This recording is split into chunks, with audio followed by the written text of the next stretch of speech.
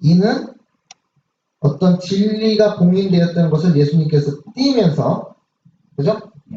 띄면서 그 진리가 드러나게 되고, 그 진리를 깨달은 하나님의 백성이 진리 안에서 인쳐지는, 진리를 영접하고 할 때 그 진리 안에서 인쳐지는 그런 관계라고 말씀드렸죠?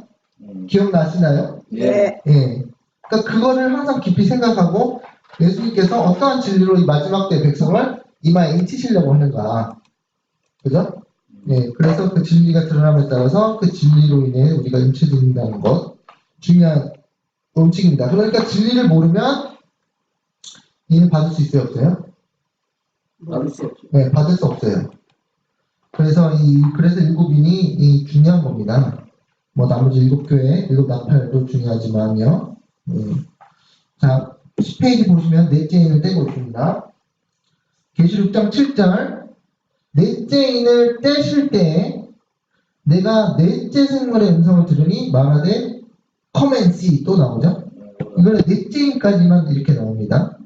그래서 여기서 넷째 인을 떼면서 넷째 생물이 나오면서 또 다른 진리가 개봉된다. 특이하게도 말이 나오는 경우는 이건 네 번째까지만 나오게 됩니다. 그래서 왜 그런지는 몰라요. 왜 다섯째 인을 떼는데 말이 안 나오는지, 여섯 번째 인을 떼는데 말이 안 나오는지 그거를 잘 모르겠어요. 어쨌든 그렇고. 그 다음에 6.8절 이제 인의 내용이 내가 봄에 무슨 색이요? 청황색 말이 나옵니다.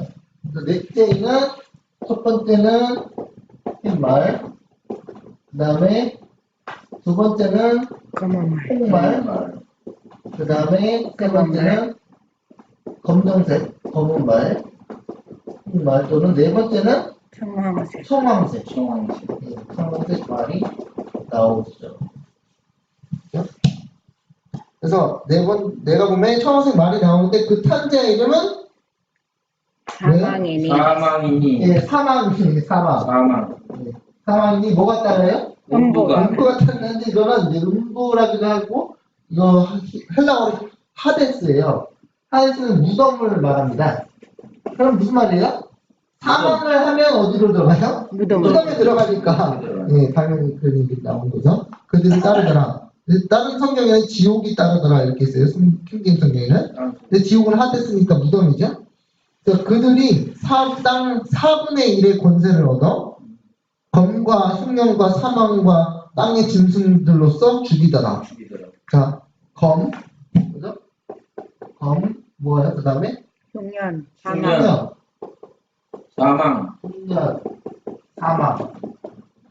이 뭐? 땅들의 땅의 짐승들이 짐승. 죽이더라. 짐승이 뭐예요? 다 이제 죽이더라. 이제 뭐예요? 살인이죠. 죽이는 거. 이렇게 보이세요. 그 다음에 보니까 그러면 이제 청황색이 이제 무슨 색이냐? 청색이 무슨 색입니까? 청은 푸를 청, 그죠? 황은 누를 황, 그렇죠? 근데 그 말이 이제 뭐 잘 번역된 것 같아요. 근데 이제 킹 제임스 여기에서는 페일 홀스라고 해서 페일. 창백함. 네, 그 페일은 누가 이제 그 체한 사람 얼굴 보면은 이제 뭐 그거는 적절한지 모르겠네요. 뭐 하여튼 죽음을 앞에 둔 것처럼 굉장히 청백하고 핏기가 없는 그런 색입니다. 그래서 페일이라는 것을 썼고요. 근데 이제 이거는 이제 영어고 헬라어로는 클로로스. 뭐 이게 중요한 건 아닙니다. 근데 클로로스라는 그 헬라어 왜 찾아내면 그게 푸른 빛도 있고 누른 빛도 있는 거예요. 그러니까 청황색이 맞죠. 그죠? 근데 클로로스는 계시록 6.8점을 이게 지금 읽었는데 누른 빛을 띠는 의미로 사용되었다. 병든 자가 누른 빛을 띈 것 같이 사망이야말로 그러했다. 그래서 청황색 말이 나왔는데 그의 이름은 사망이니까 청황색이 죽음의 색깔이라는 것도 일리가 있죠. 그죠? 그 청황색 말이 나왔는데 그냥 넘어가면 말탄자가 누군지 다른 데서는 얘기 안 했잖아요. 뭐 저 흰말 나왔는데 그냥 탄자가 활을 쐈고 두 번째 홍마하는데 홍마가 이제 칼을 가져왔고, 그냥 뭐 말탄자가 누군지 안 나왔는데 여기서 처음 말탄자가 누구라고 나왔죠. 말탄자는 뭐예요? 사망, 죽음이죠, 죽음. 그래서 그 색깔도 청황색이라는 그 색깔이 죽음이라는 색을 가리키기에 적절하다. 그리고 신약 성경에서는 푸르고 푸른 고라고 쓰는데 타이포, 이게 에러고요. 이 빛, 푸르고 누른 빛의 풀들의 색을 묘사했다. 뭘 묘사했다고요? 예? 푸른색이 누렇다는 거는 네. 이 풀이 시퍼럴 때 말라가면 누러지거든요. 예, 잘하시네요. 그러니까 파란색이 있지도 않고 푸른색이 되게 죽으면서 누러지 버리거든요. 예, 맞아요. 그 색깔이라는 거네. 네, 아주 적절합니다. 네. 그래서 누른빛의 풀들은 대부분 병들고, 그죠? 고추 키워보시다 보면 왜 고추가 빨개야 되는데 병들으면 누르끼리하게 되잖아요. 팔아서 누러지는 거는 네. 좀 이상해요. 네, 그죠? 그래서 병들고 죽어가는 상태를 묘사하고, 즉 하나님의 백성들로 상징된 들판의 풀들이 어떤 역병이나 온역에 걸려 누른 빛을 띠고 죽어간다는 것을 의미하죠. 그죠? 네. 그래 여기서 그 청황색만이 나오는데 여기서 그 청황색이라는 용어가 쓰인 성경절을 11페이지 맨 위에 보면 계시록 7장 1절 이후에 내가 네 천사와 땅 네 모퉁이에 선 것을 보니 땅의 사방의 바람을 붙잡아 바람으로 하여금 땅이나 바다에나 각종 나무에 불지 못하게 하더라 그랬죠. 그런데 여기 8장 7절을 보면 계시록 그 밑에 첫째 천사가 나팔을 부니 피 섞인 우박과 불이 나와서 땅에 쏟아짐에 땅의 몇 분의 1? 3분의 1이 타버리고 수목의 3분의 1도 타버리고 각종 푸른 그죠? 각종 푸른 풀도 다 타버렸다고 하는데 여기서 이게 오해가 있을 수 있는 게 뭐냐면 그러면 풀이 파란데 타버렸네가 아니라 이게 바로 클로로스 청황색 풀도 다 타버렸다 그 말이에요. 아니 죽은 상태가 클로로스 누른빛 상태가 됐다는 거예요. 푸른 풀이 죽으면서 누러졌잖아요. 네. 그 상태가 되어버렸다. 아예 그러니까는 지금 여기서 말하는 거는 타버리고 각종 푸른이라고 그랬잖아요. 그게 청황색 그 단어라고요. 그러니까 클로로스 그 청황색 누렇게 됐다. 청황색 풀도 다 타버렸더라. 그러니까 파란 풀을 태우는 게 아니에요.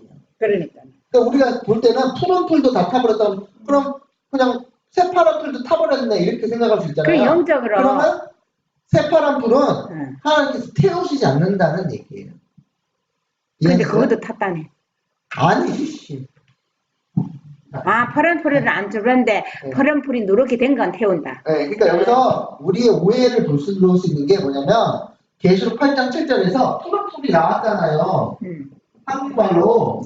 그런데 이게 원래 푸른 풀이라고 그러면 안 되고 청황색 풀이라고 그래야 된다고 그러는 무슨 말인지 아시겠죠? 3분의 1이 탔으니까 아예 파란 풀은 아니 3분의 1은 그 수목의 3분의 1이 탔다고 그랬죠. 그래서 각종 청황색 풀도 타버렸더라. 그러니까 하나님께서는 녹색 풀은 안 태우신다는 거죠. 왜? 그거는 병들지 않았으니까. 그러니까 믿음의 상태가 파란 사람은 살겠고. 네. 그리고 여러분 그 풀이 하나님 백성인 거 아세요? 네. 알아요. 알아요? 네. 아세요? 네. 네. 그 어디 나와요? 그게 어느 성경에 나와요? 그 백성이 풀이라는 거? 이사야 40장에 나옵니다. 그 침례요한에 가르치죠. 광야에서 외치라. 그냥 아낌없이 외치라 그런 다음에 그래서 침례요한이 나는 이사야에 말한 바 나는 광야에 외치는 소리라 그랬잖아요. 예수님도 푸른 풀에도 이러하거를 하물면 그러거든요. 그거 생각 못했다. 그것도 지금 예수님도 푸른 나무에도 이렇게 당하는데 하물면 너희들을 오죽하겠냐 그런 말을 해줬어요. 그렇죠. 예수님도. 그런 건 했었죠. 그래서 이 풀은 백성이다 이랬어요. 여기 안 집어넣었는데 이사야 40장에 보면 나옵니다. 이사야 40장 적어보세요. 그래서 풀은 백성이고 청황색 풀은 뭐예요? 여기 말한 초황색 말과 같은 의미란 말이에요. 이해하시죠? 그래서 위에 계시록 8장 7절에 이제 정리하면 다시 각종 푸른 풀의 색이 바로 청황색과 같은 워너클로로스다. 즉 각종 풀이 기근이 들어 물이 부족하거나 병이 생겨 누름빛을 띠는 풀을 언급하는 것이다. 이러한 풀, 즉 영적 기근에 죽어가는 하나님의 백성, 제1병에 죽어가는 백성에게 불이 임해서 그들을 태워 살인다는 얘기죠. 그죠? 각종 가라지는 다 모아서 어떻게 해요? 불에 던져 열매 맺지 아니하는 나무마다 도끼를 찍어 그거를 그 나무도 하나님 백성이죠. 근데 나무가 열매 맺지 않으면 어떻게 해요? 도끼로 찍어서 불에 던져서 장작으로 태운다 이거죠. 배워주는 행동이다. 또 청황색이 나타내는 의미는 그 말탄자의 이름으로 우리에게 알려주고 있다. 말탄자의 이름이 사망 또는 죽음인데 지옥 또는 무덤이 그를 따라 나타냈다.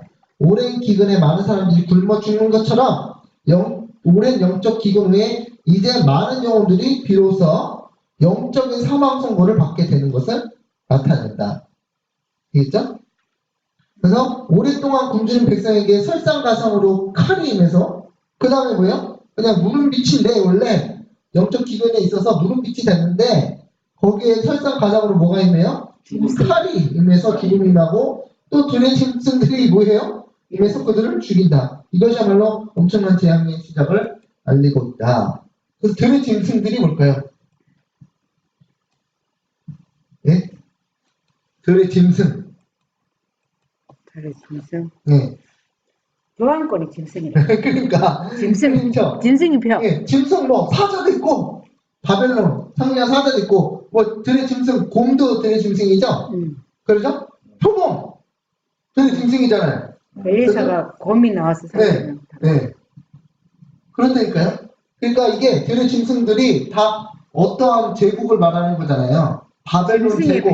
예, 바벨론 제국 사단의 그 명망 제국들이 엄청나게 일어나가지고 그 풀들을 다 풀이래 그 청황색 말이 칼이 임한다. 그 얘기죠. 그래서 넷째는 그렇게 됐고 그 밑에 보시면 실제로 두아디라 교회 시대에 교황권의 짐승, 교황권 땅의 짐승이죠. 교황권으로 짐승이죠. 교황권 맞습니까? 네. 짐승으로 말미암아 수년간의 그리스도인들이 순교를 당했고 또한 교황권의 오류로 인해 영적으로 죽어갔다. 그 다음에 예레미야 30장 6절 보겠습니다. 너희는 자식을 해산하는 남자가 있는가 보라. 어찌하여 모든 남자가 해산하는 여자같이 손을 자기 허리에 대고 얼굴이 겁에 질려 어떻게 됐나? 새파래졌는가? 여기서 페일리스 그랬죠? 창백해졌느냐 이게 있고 똑같네. 그게 킹제임스 성경 그게 그 얘기죠. 그 청황색 그 말이란 말이에요. 그 킹제임스 여기에서 페일. 그러니까 이 하나님의 백성이 모든 남자가 여자가 해산하듯이 허리를 잡고 새파래졌는가? 뭐가 임했어요? 죽음이 이런 거죠. 죽음이 따르는 그 환란이. 그래서 예레미야 30장 7절에 슬프다 그날이여 그와 같은 엄청난 날이 없으리라. 그 날은 야곱의 환난할 때가 되미로다. 그러나 그가 환난에서 구함을 얻으리로다. 그랬죠? 그러니까 엄청난 환란이 엄청난 환란이라는 거죠. 자, 그러니까 여기서 그거 아세요? 그 야곱의 환란이 우리 앞에도 있지만 사실은 야곱의 환란이 1260년간의 그 교황권의 그 핍박 기간 있잖아요. 그게 야곱의 환란의 그거예요. 그게 대환란이었어요. 대환란이라고 할 만하죠. 일요일령장 내렸죠? 교황권 말하는 사람 그때 쪽 잡아 죽였잖아요. 그 사형 선고가 내리고 근데 그게 1260년 동안 이어지면서 대환란이었어요. 대환란. 그랬지만 거기에서 구원을 얻을 것이다. 그건 뭐 우리 앞에 두는 야곱의 환란도 얘기하는 거지만 그리고 1260년에 네. 25년을 감하셨더라고요. 네, 맞습니다. 그래서 그날을 감하지 않으면 모든 영혼이 죽을 거니까 25년을 감하셨죠. 그래서 1798년 25년 되면 1776년에 그게 1775년인가 74년에 그 핍박이 멈췄습니다. 그때 제수이트가 해체가 됐어요. 거기 교황이 있어. 신기하죠? 교황이 제수이트를 해체했어. 신기하지 않아요? 그래. 교황이 자기가 만들어 놓은 건데, 왜냐면 그때 사람들이 다 아는 거야. 아는 거예요. 이 제수이트가 얼마나 악랄한 집단이라는 거. 그러니까 교황이 그 사람들의 요구에 의해서 자기가 자기 팔을 잘랐어요. 신기하죠? 그래서 다시 이제 몰래 부활했어요. 그 다음에 그날이여 흔히 그래서 예레미야 30장 6절 와hit 주석을 보면은 방금 예레미야 30장 6절 읽었잖아요. 그래서 그 주석 와hit 주석 보면 먼저 여기에서 선지자는 대정복자 느부갓네살이 이끄는 바벨론 군에 의해 예루살렘에 임할 재난을 보고 있다. 지금 예레미야가 거기서 예언한 거는 먼 데에서 예언한 것도 맞지만 당장 그 유다가 느부갓네살에서 정복당할 걸 예언했다는 거예요. 그러니까 느부갓네살이 바벨론이잖아요. 그다음에 여기 제가 쓴 거 아닙니다. 예루살렘에 임할 재난을 보고 있다. 마지막 때에 적용시킨다면 그건 제가 쓴 게 아니에요. 예언의 신이에요, 그게. 그죠? 그러니까는 정시하면 그날은 이 세상의 역사의 마지막에 있을 여호와의 큰 날을 가리킨다. 제가 쓴 말 아닙니다. 화이트인이 쓴 거예요. 그래서 그 날이요 그랬잖아요. 슬프다 그 날이요 예레미야 37절. 이건 역사의 마지막에 있을 여호와의 큰 날을 가리킨다잖아요. 그죠? 그러니까 화이트인이 여기서 뭘 한 거예요? 예레미야가 예언한 거는 실제로는 당장은 느부갓네살이 예루살렘을 뭐 한 거야? 정복한 거를 가리키는 그 일을 협령 맞죠? 에워싸는 거. 그럼 맞지만 일을 협령 후에 이제 어떻게 사행명령을 내리면서 야곱의 한날 나오잖아요. 그래서 여기 그 날에 야곱의 한날의 때가 된다 그랬잖아요. 그런데 그거를 화이트인이 미래에다 적용시켜서 그걸 마지막 때에 뭐하면 적용시키면 그 날은 이 세상의 역사의 마지막에 있을 때 여호와의 큰 날을 가리킨다. 화이트인이 다 성경 해석 방법을 가르쳐준 거예요, 이게. 그렇지 않아요? 맞아요. 네, 이게 곳곳에 숨어 있어요. 이렇게 예언해시네. 성경 해석이. 그러니까 우리가 여태까지 바벨론이 그 예루살렘 정복하는 거를 일요일혁명 사건이라고 얘기하지 않았었잖아요. 그죠? 근데 화이트는 여기 얘기하고 있잖아요. 그러니까 그 적용이 맞아요, 틀려요? 맞죠? 그런데 저는 이거를 나중에 찾은 거야. 지금 이거 찾은 거고 예전부터 이거 얘기했었잖아요. 그러니까 이게 하나님의 말씀이 이게 다 예언으로 과거 역사가 예언으로 이미 정해진 거예요. 그래서 바벨론과 로마에 의한 예루살렘의 파괴는 희미한 그림자에 불과했다. 그렇죠? 그래서 그다음에 6장 보겠습니다. 6.9절. 다섯째 인을 떼실 때 내가 보니 하나님의 말씀과 그들이 가진 증거로 말미암아 죽임을 당한 영혼들이 제단 아래에 있어. 그랬죠? 그래서 다섯째 인부터 하면 이제 말이 안 나옵니다. 말이 좀 나왔으면 좋겠는데 안 나왔는지. 자, 다섯째는 이제 죽임을 당한 영혼들이 제단 아래 있다는 말이 뭐예요? 순교자들이 제단 아래 왜 있어? 1250년 동안 순교당한 사람들 얘기예요. 죽었는데 이 다섯째 인이 떼는데 이거는 그냥 환상이잖아요. 환상. 네. 환상이잖아요. 환상. 그러니까는 환상에 있는 거 원래 말이 안 돼요.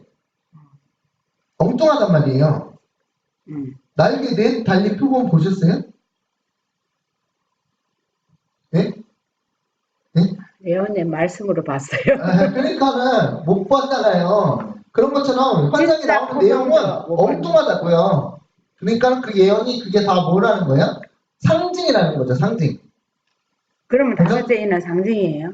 그러니까 상징적으로 보여줬다고요. 다섯째 인을. 그래서 다섯째 인을 떼실 때 내가 보는 하나님의 말씀과 그들이 가진 증거로 말미암아 죽임을 당한 영혼들이 제단 아래에 있어. 그럼 제단 아래에 있는 게 이상하잖아요. 무덤에 살기. 그 상징이라는 거예요.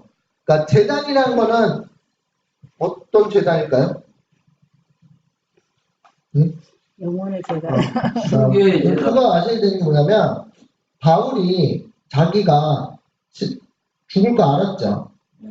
그래서 마지막으로 아주 단호하게 편지를 쓰면서 너는 뭐 말씀을 전하라, 뭐 때를 어떤지 못던지 전파하라 막 그런 얘기를 하면서 누구한테 누구였지? 디도스인가 하여튼 디모데인지 기억이 안 나는데 죄송합니다. 제가 성경 지식 짧아서. 근데 그렇게 얘기하면서 나의 이제 갈 길을 내가 안 오니 뭐 이렇게 얘기하면서 내가 이미 내 갈 길을 달려왔고 뭐 그죠? 그 다음에 내가 이제 전제로 부어진다 그랬어요. 전제로. 바울이 어떻게 전제로 부어집니까? 전제가 뭔지 아세요? 옛날 제사 드릴 때 네. 양잡을 했을 때. 저기 전제는 전분가루 네? 기름을 드리는 것도 아, 있고 전제. 전분가루로 가루로 전제는 그 제사 중에서 이 음료 제사예요. 음료 제사. 음료. 그래서 포도즙을 부어요.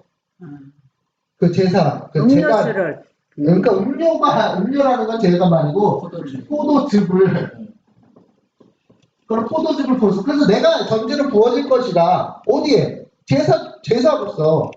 그러니까 여러분이 순결 그래서 바울은 그 말은 무슨 말이냐면 자기의 피가 부어질 거라는 거 전제를 부어진다는 거를 말하는 거예요. 그러니까 그것은 순결을 말하는 거죠.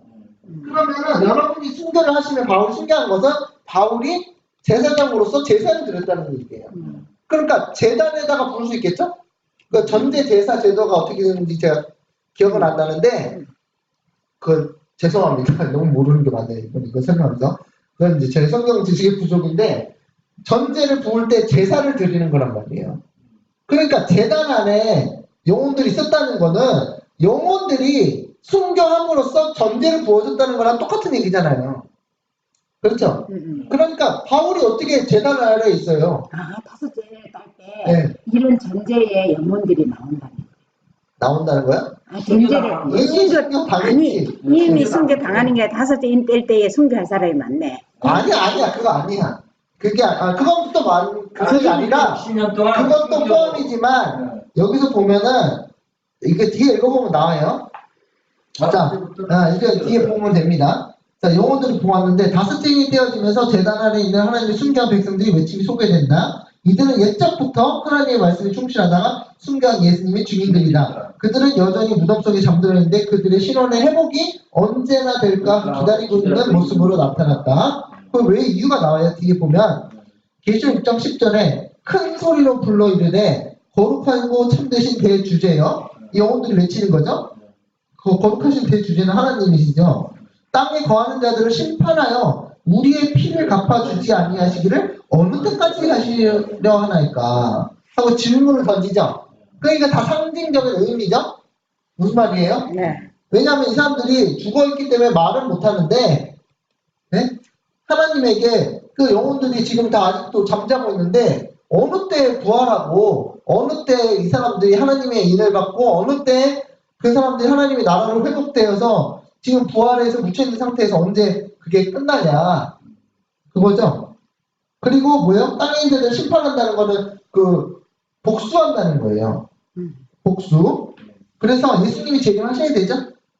네. 부활까지 이르려면 그러니까 복수의 그 날이 언제냐. 예? 그리고 자기네 그 신원이 회복된다는 거는요. 억울함을 풀어주는 거예요. 신원이라는 건 자기의 그 그러니까 사단은 계속 고소해서 이 사람은 자기 내 거다 하는데 어떤 재판이 벌어져서 재판장이 그 과부가 있었던가요? 그 재판관을 찾아와서 나 억울한 일 당했으니까 조르잖아요. 예?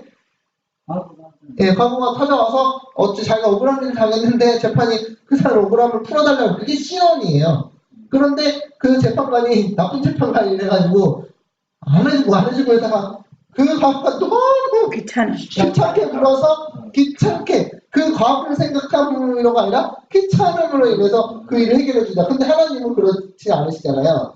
그러니까 그거는 이제 비유로 나왔는데 이것처럼 이 제단하는 영혼이 자기가 억울하게 이게 순교 당했는데 자기가 예수님 믿었는데 억울하게 죽음을 당했는데 그것을 해준 사람을 재판을 열어서 자기가 죽은 죽은 것이 사단은 내가 잘 죽인 거야.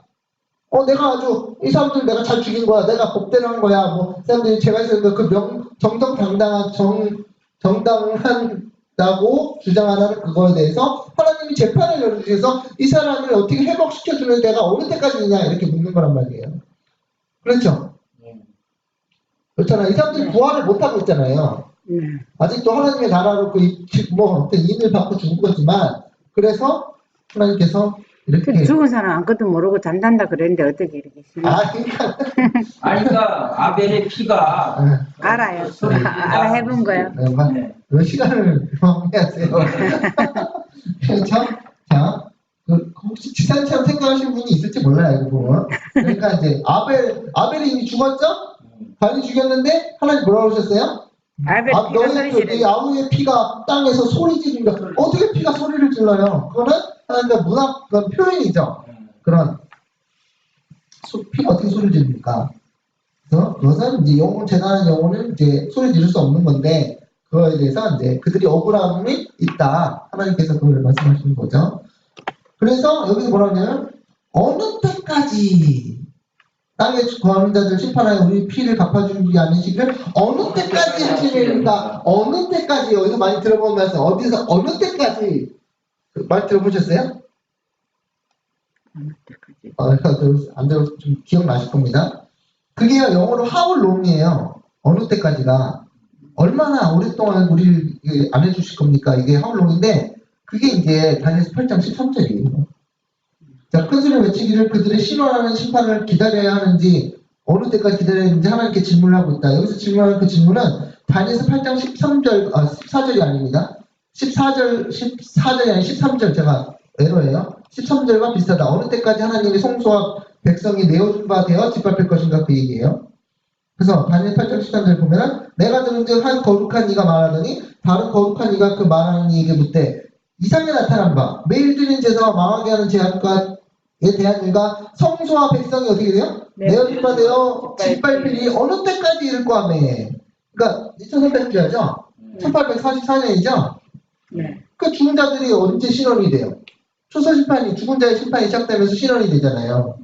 그죠? 그래서 7장 21절 다니엘서 7장 21절 보면 내가 먼저 이 뿔이 성도들과 더불어 싸워 그들에게 이겼더니 이겼다는 말은 성도를 어떻게 했다는 얘기야? 다 죽였다는 얘기잖아요. 순교시켰더니 그 재단 안에 있는 영혼들이 됐죠. 그 다음에 예적부터 항상 계신 이가 와서 지극히 높으신 이의 성도들을 위하여 무엇을? 원한을 풀어주셨고 때가 이름에 성도들이 뭐라고 그래요? 나라를 얻었더라. 그러니까 이거가 언제 이르겠느냐? 그 질문을 한 거란 말이에요. 아셨죠? 그러니까 2300주야까지는 그 대답이 그래서 1844년 이게 다 연결되는 거란 말이에요. 그 다음에 이제 다니엘서 12장 6절 보니까 그 중에 하나가 13페이지 맨입니다. 그 중에 하나가 세마포 옷을 입은 자 곧 강물 위쪽에 있는 자에게 이르되 이 놀라운 일이 어느 때까지냐? 이 기사의 끝이 어디냐? 딱 그랬잖아요. 그러니까 7절에 내가 들은 그 세마포 옷을 입고 강물 위쪽에 있는 자가 자기의 좌우손을 들어 하늘을 향하여 영원히 살아계시는 이를 가리켜 맹세하여 이르기를 반드시 한때 두때 반때를 지나서 성도의 권세가 다 깨어지기까지 그렇게 되면 이 모든 일이 다 끝나리라 하더라. 그래서 지금 그것도 1798년 이후에 1300주야 그때 지나서 이게 다 끝나리라. 그러니까 옛날 2000년 전부터 순교당한 사람들은 매우 오래 기다리고 있잖아요. 그죠? 그래서 사람들에게 그래서 과거로부터 계속적으로 사단의 세력에 의해 목숨을 잃고 순교한 하나님의 참 백성들의 신원이 회복되고 그들에게 나라가 주어지는 최종적인 결말이 이르지 않았으므로 그들의 소망이 언제 이루어질까 하는 질문이다. 그들의 신원 회복은 아직 이루어지지 않았고 그때는 서기 1844년부터 조사심판이 이루어지며 그때부터 그들의 신원 회복이 시작된다. 그러므로 다섯째인의 시기는 1844년 이전으로 봐야 된다. 이 다섯째 인이 조사심판 이제 죽은 자들의 심판 시간 때네. 네, 그렇죠. 그렇죠. 네. 그렇게 이 다섯째 인이 떼지는 기간이 1844년 조사 첫째 부활 뭐지 조사심판 시작하는 때를 그래서 말이 없네. 그래. 무슨 말이 없어요? 말이 안 나왔잖아. 그 말이 안 나오는 거랑 무슨 상관이에요? 그 왜 말이 안 나온다 그랬잖아. 이 죽은 자들의 심판해갖고 신원을 풀어주니까 말이 필요가 없지. 이미 말은 전쟁을 하고 이렇게 하기 위해서 필요한 건데 다섯째 인을 뗄 때는 이 죽은 자들의 심판 조사 심판 때니까 이거는 전쟁 다 해놓고 사람들의 신원을 풀어주는 때잖아요. 그러기에는 말이 필요 없지. 글쎄요, 저는 그게 좀 이해가 안 되는데. 하여튼, 좋은 의견을 받아들이겠습니다. 좀 그런 생각이 들어. 네, 하여튼 이때가. 그걸 생각해 볼게요. 저는 그런 이해가 안 되지만. 봐요, 일곱인이 네. 전반기는 말로 네. 넷째까지는 순교하고 막 이렇게 했잖아요. 네. 그 다음에 5, 6, 7은 말이 없는 거예요. 그러니까는 조사심판이 시작돼갖고 죽은 자들을 심판하고 이렇게 하는데 마지막 환란 살인자들을 심판은 이게 환란이 있잖아요.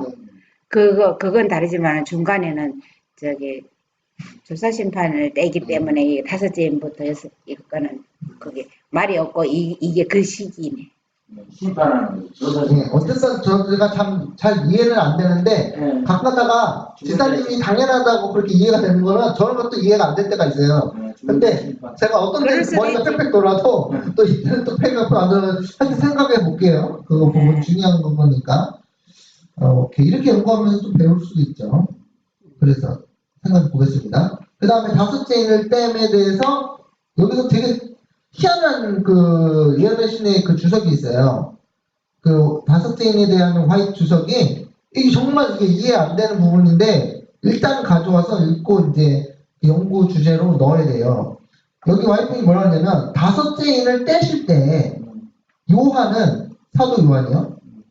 이상 중에서 한 무리의 사람이 제단 아래에 있는 것을 보았는데 그들은 하나님의 말씀과 예수 그리스도의 증거로 인하여 죽임을 당한 영혼들이었다. 그것까지 이상이 아니야. 그건 다 아는 거예요. 그런데 이 장면이 지나가고 난 후에 계시록 18장에 묘사된 장면이 나왔다. 이거는 산자의 심판이네. 네, 그렇죠. 그러니까 이게 이 장면이 5째 인이 산조사 저기 5째 인이 조사 심판하고 끝에 노래는 산자의 심판하고 사이가 이게 5째 인이네. 와, 제가 그렇게 생각 못했는데 지사님 오늘 갑자기 왜 그러세요? 오늘 열심히 하셨어요? 아니요, 그거 뭔가 그 일리가 있어요 그게. 이거 5째 인이 지금 조사 심판에 저기 산자의 심판, 죽은 자의 심판이 하고 끄트머리에 저기 산자의 심판이 시작되는 이게 5째 인의 시대네. 맞아요. 그런데 전 진짜 그거 생각 못해가지고 밑에 아무 글도 못 달았어. 이게 이해가 안 돼가지고. 그쵸? 그 바스 밑에 아무 글이 없잖아요. 그 말은 이제 제가 그 몰랐다는 거 아니에요? 이게 무슨 뜻인지 이게 이해가 안 된다. 지사님 그 좋은 아이디어인 것 같은데 한번 그거 우리 그 생각해봐야 돼 그거. 그게 중요해요. 왜냐면 이게 뭔가 의미가 있어. 계속 18장에 나왔던 게 용통맞게 이 장면이 지나간 후에 계속 18장에 묘사된 장면이 나왔다. 저도 알고 있잖아요. 계속 18장의 그 운동이 그 산자의 심판에 대한 그거란 거 알고 있었잖아요. 그게 연결되네. 아, 그렇게 생각을 왜 한 번도 안 했지? 신기한데요? 그거 한번 잘 생각해봐야 돼, 진짜. 이거 적어놔야지, 이거. 야, 이거 생각 못했네, 이거. 그러니까 거기에 그때 참되고 충성스러운 사람들이 바벨론에서 부름을 받고 나왔다. 이거는 이때에 5째 인 때에 바벨론에서 저기 짐승의 그 바벨론 가운데 있는 사람들이 불러 나오겠네. 이게 느슨비 성령 그 장면이거든요. 느슨비 성령 시작이거든요. 힘센 천사가 내려와서 온 땅이 환해지면서 그렇게 이제 바벨론 사람들이 나오고 큰 해침이잖아요. 그러니까 이게 느슨비 성령이 시작되는 때가 되면은 산자의 심판이 시작된다 그런 식으로 이제 볼 수도 있는 거죠. 산자의 심판 얘기는 안 나왔지만 하여튼 잘 생각해 볼게요. 계시록 18장에서 묘사가 산자의 심판을 말하는 거니까 힘센 천사가 나오고 느슨비 지금이 5째인 시대구나. 끄트머리네. 네, 끄트머리. 그런데 이제 그게 이제 딱 그렇다고 할 수 없는 게 6째 있네만 이제 지진 나오거든. 이제 그거는 잘 생각해 봐야 돼. 이제 아직 단정하지 말고. 지진이 6째인의 지진이 나오니까. 그래서 6장 11절에 보면 각각 그들에게 이제 흰 두루마기를 주시며 이르되 아직 잠시 동안 쉬되 그들의 동무 종들과 형제들도 자기처럼 죽임을 당하여 그 수가 차기까지 하라 하시더라. 이건 14만 수가 차기까지네. 네? 예, 14만. 근데 죽임을 당하여 어, 순교가 더 있다 그 얘기잖아요 지금. 죽임을 당하여 그 이게 수가 이제 죽은 자기까지 하라. 성도. 그 죽음을 당하여 예, 그들의 동무들과 형제들도 더 죽어서 그 수가 차기까지 살아하시더라. 이거 자세히 읽으셔야 돼요. 그러니까 예수님께서 그 밑에 보시면 그분을 위해 순교한 백성들에게 이미 흰 의의 두루마기를 주시면서 그들에게 잠시 동안 더 쉬고 있어야 된다는 말씀 주셨다. 왜냐하면 아직도 더 큰 환난의 때가 남았고 그 환난의 때 순교한 형제들이 아직 남았기 때문이다. 뭐 이런 다음에 아무도 안 죽어요? 죽지요. 죽을 수 있죠. 순교자가 있어요, 없어요? 근데 환란을 통과하는 사람은 죽은 사람으로 보는 거 아닐까요?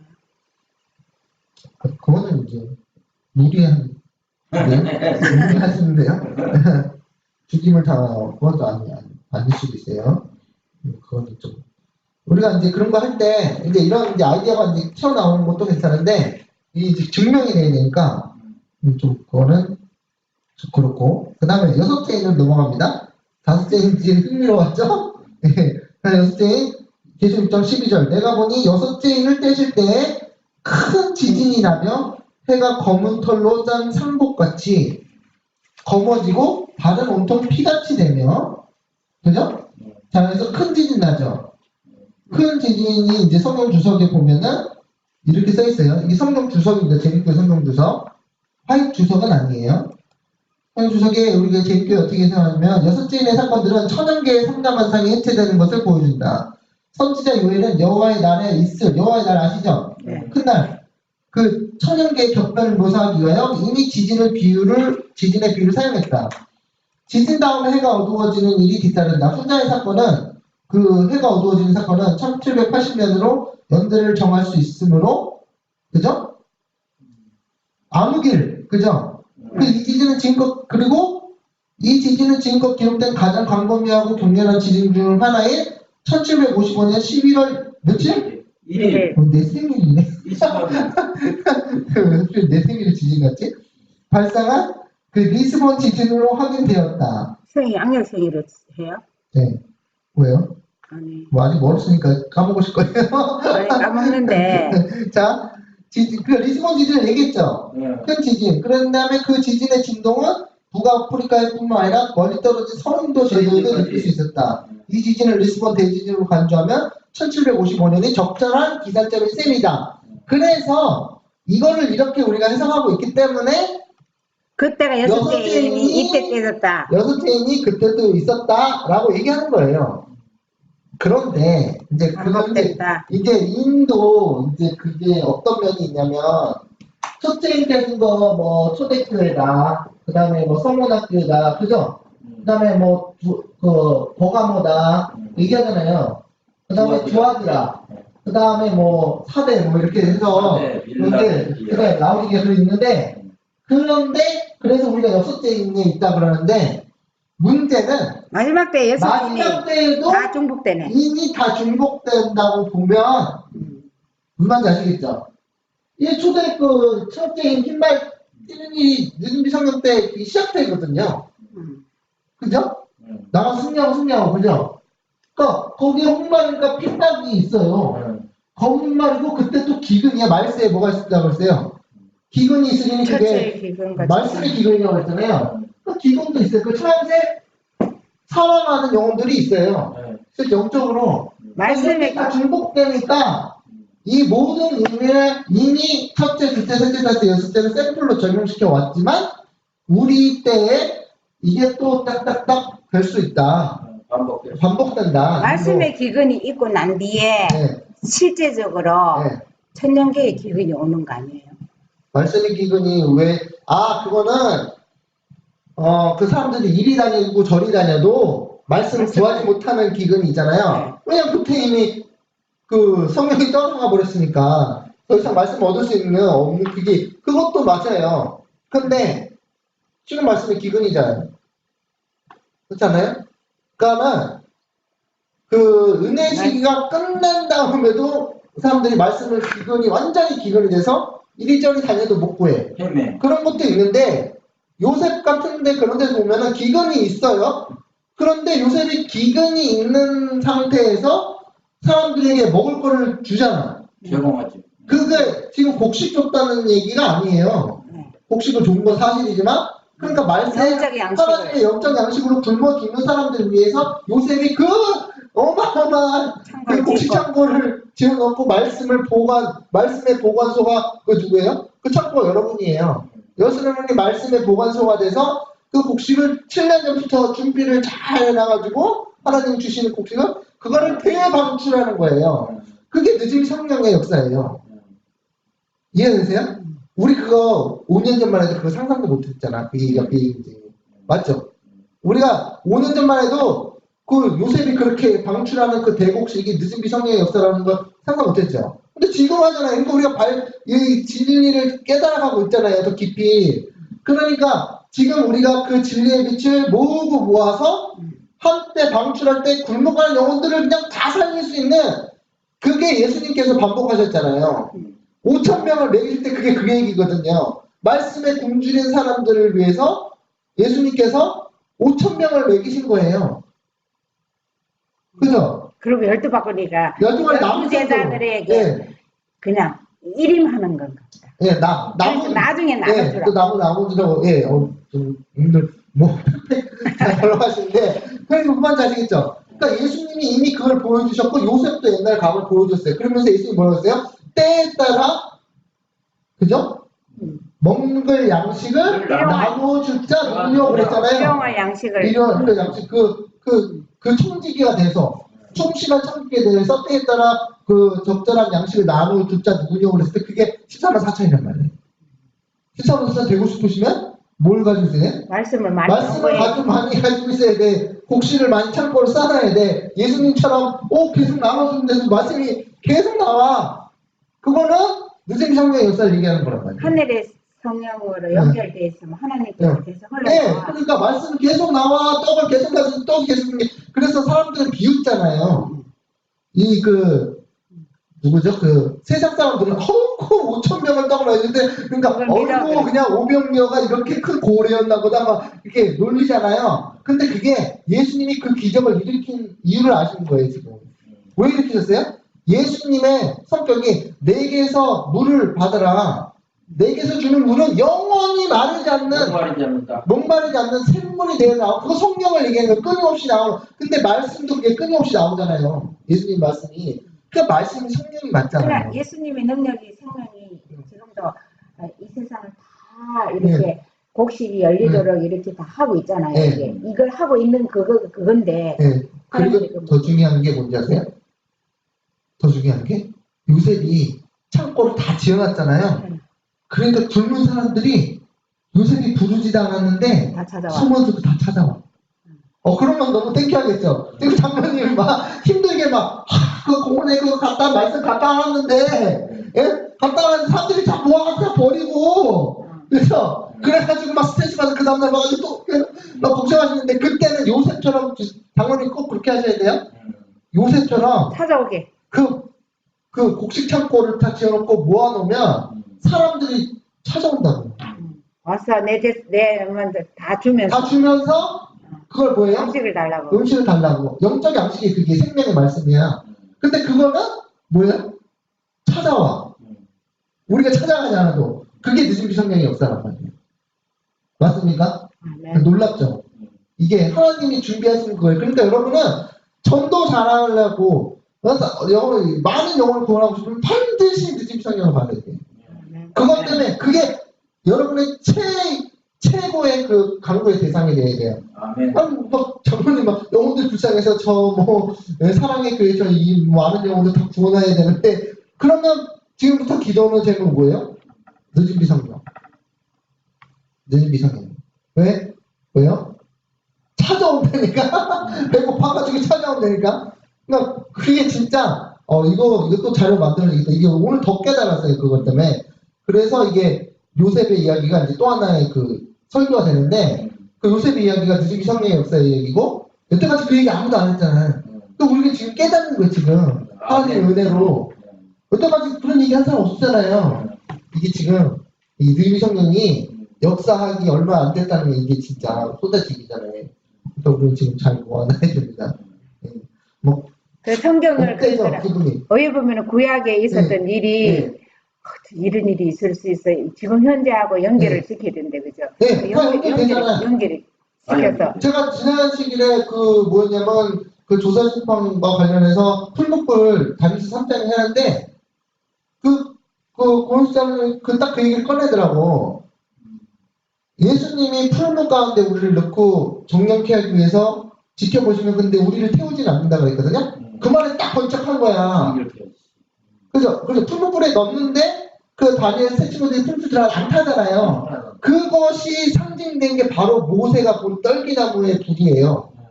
우리가 떨기나무, 그리고 예수님도 떨기나무인데 태울 게 없어서 그래. 죄가 없어서 안 타. 아니 원래 나무는 타게 돼 있잖아. 아니 그 풀목불에 알아 그거 안 아는데 그 원래 나무가 타게 돼 있잖아요. 불이 붙으면. 네. 근데 모세가 딱 보니까 그 불이 그 나무가 안 타잖아요. 근데 나무가 안 타. 근데 그게 하나님의 임재였잖아요. 그러니까 하나님 임재가 그 가리키는 게 뭐냐면 예수님께서 우리를 그 정렬하신 풀무불에 넣는데 그 나무를 태우지 않는 그러니까 그 하나님의 백성을 태우지 않는 불이다. 죄를 소멸하는 성령의 불이다. 그걸 말하는 거였잖아요. 그때 그것도 저도 처음 딱 깨달았거든요. 그러니까 요즘 그게 굉장히 깨달음이 많아서 여러분 성령 말씀 연구하실 때마다 그것이 주어진다는 거예요. 하나님 예수님으로부터. 그러니까 지금 성령 연구 열심히 해야 돼요. 각자. 오늘 이번 주말만 열심히 하는 게 아니고 그래서 이 자료도 만들고 깨달음을 계속 정리를 해야 돼요. 이 빛을 모아야 돼요. 어때세요 기분? 막 약간 아멘. 예? 기쁨이 막 오르지 않으세요? 예. 그렇게 된다니까요. 하나님의 은혜가 굉장히 큽니다. 예. 그래서 우리가 진짜 갈 길이 아직 멀어. 아직 말씀이 모르는 게 너무 많아요. 그 다음에 대진투 305페이지 보면은 리스본에서 305페이지입니다. 리스본 지진에 대해서 얘기한 거죠. 리스본에서 우레 같은 소리가 땅속에서 들려왔고 천둥 번개 소리가 나네. 땅속에서. 그 후에 즉시 일어난 심한 진동으로 말미암아 그 도시의 대부분이 무너져 버렸다. 약 6분 만에 6만 명의 사람이 죽었다. 그렇죠? 바다는 처음에는 물이 나서 모래밭이 드러났으나 잠시 후에는 보통 때의 수면보다 50피트 이상의 높은 큰 물결이 밀려들었다. 이거 쓰나미죠? 지진 쓰나미. 그죠? 그 큰 재난으로 리스본 시가 당한 무서운 사건들 중에 하나는 막대한 비용을 들여 새로 만든 대리석 부두가 함몰된 일이었다. 이걸 왜 적어놨을까? 자, 그 다음에 많은 군중들은 그 부두를 파멸이 미치지 않을 안전지대라고 생각하며 그곳에 몰려와 있었다. 거기가 안전한 곳이라고? 네? 몰랐는데 그게 무너졌어. 그러자 그 부두는 갑자기 모든 사람들 실은 그대로 가라앉아 버리는데 그 뒤에 단 한 사람의 시체도 떠오르지 않았다. 거의 그 지진이 나서 삼켜버린 그 저기였잖아요. 고라와 다단과 예.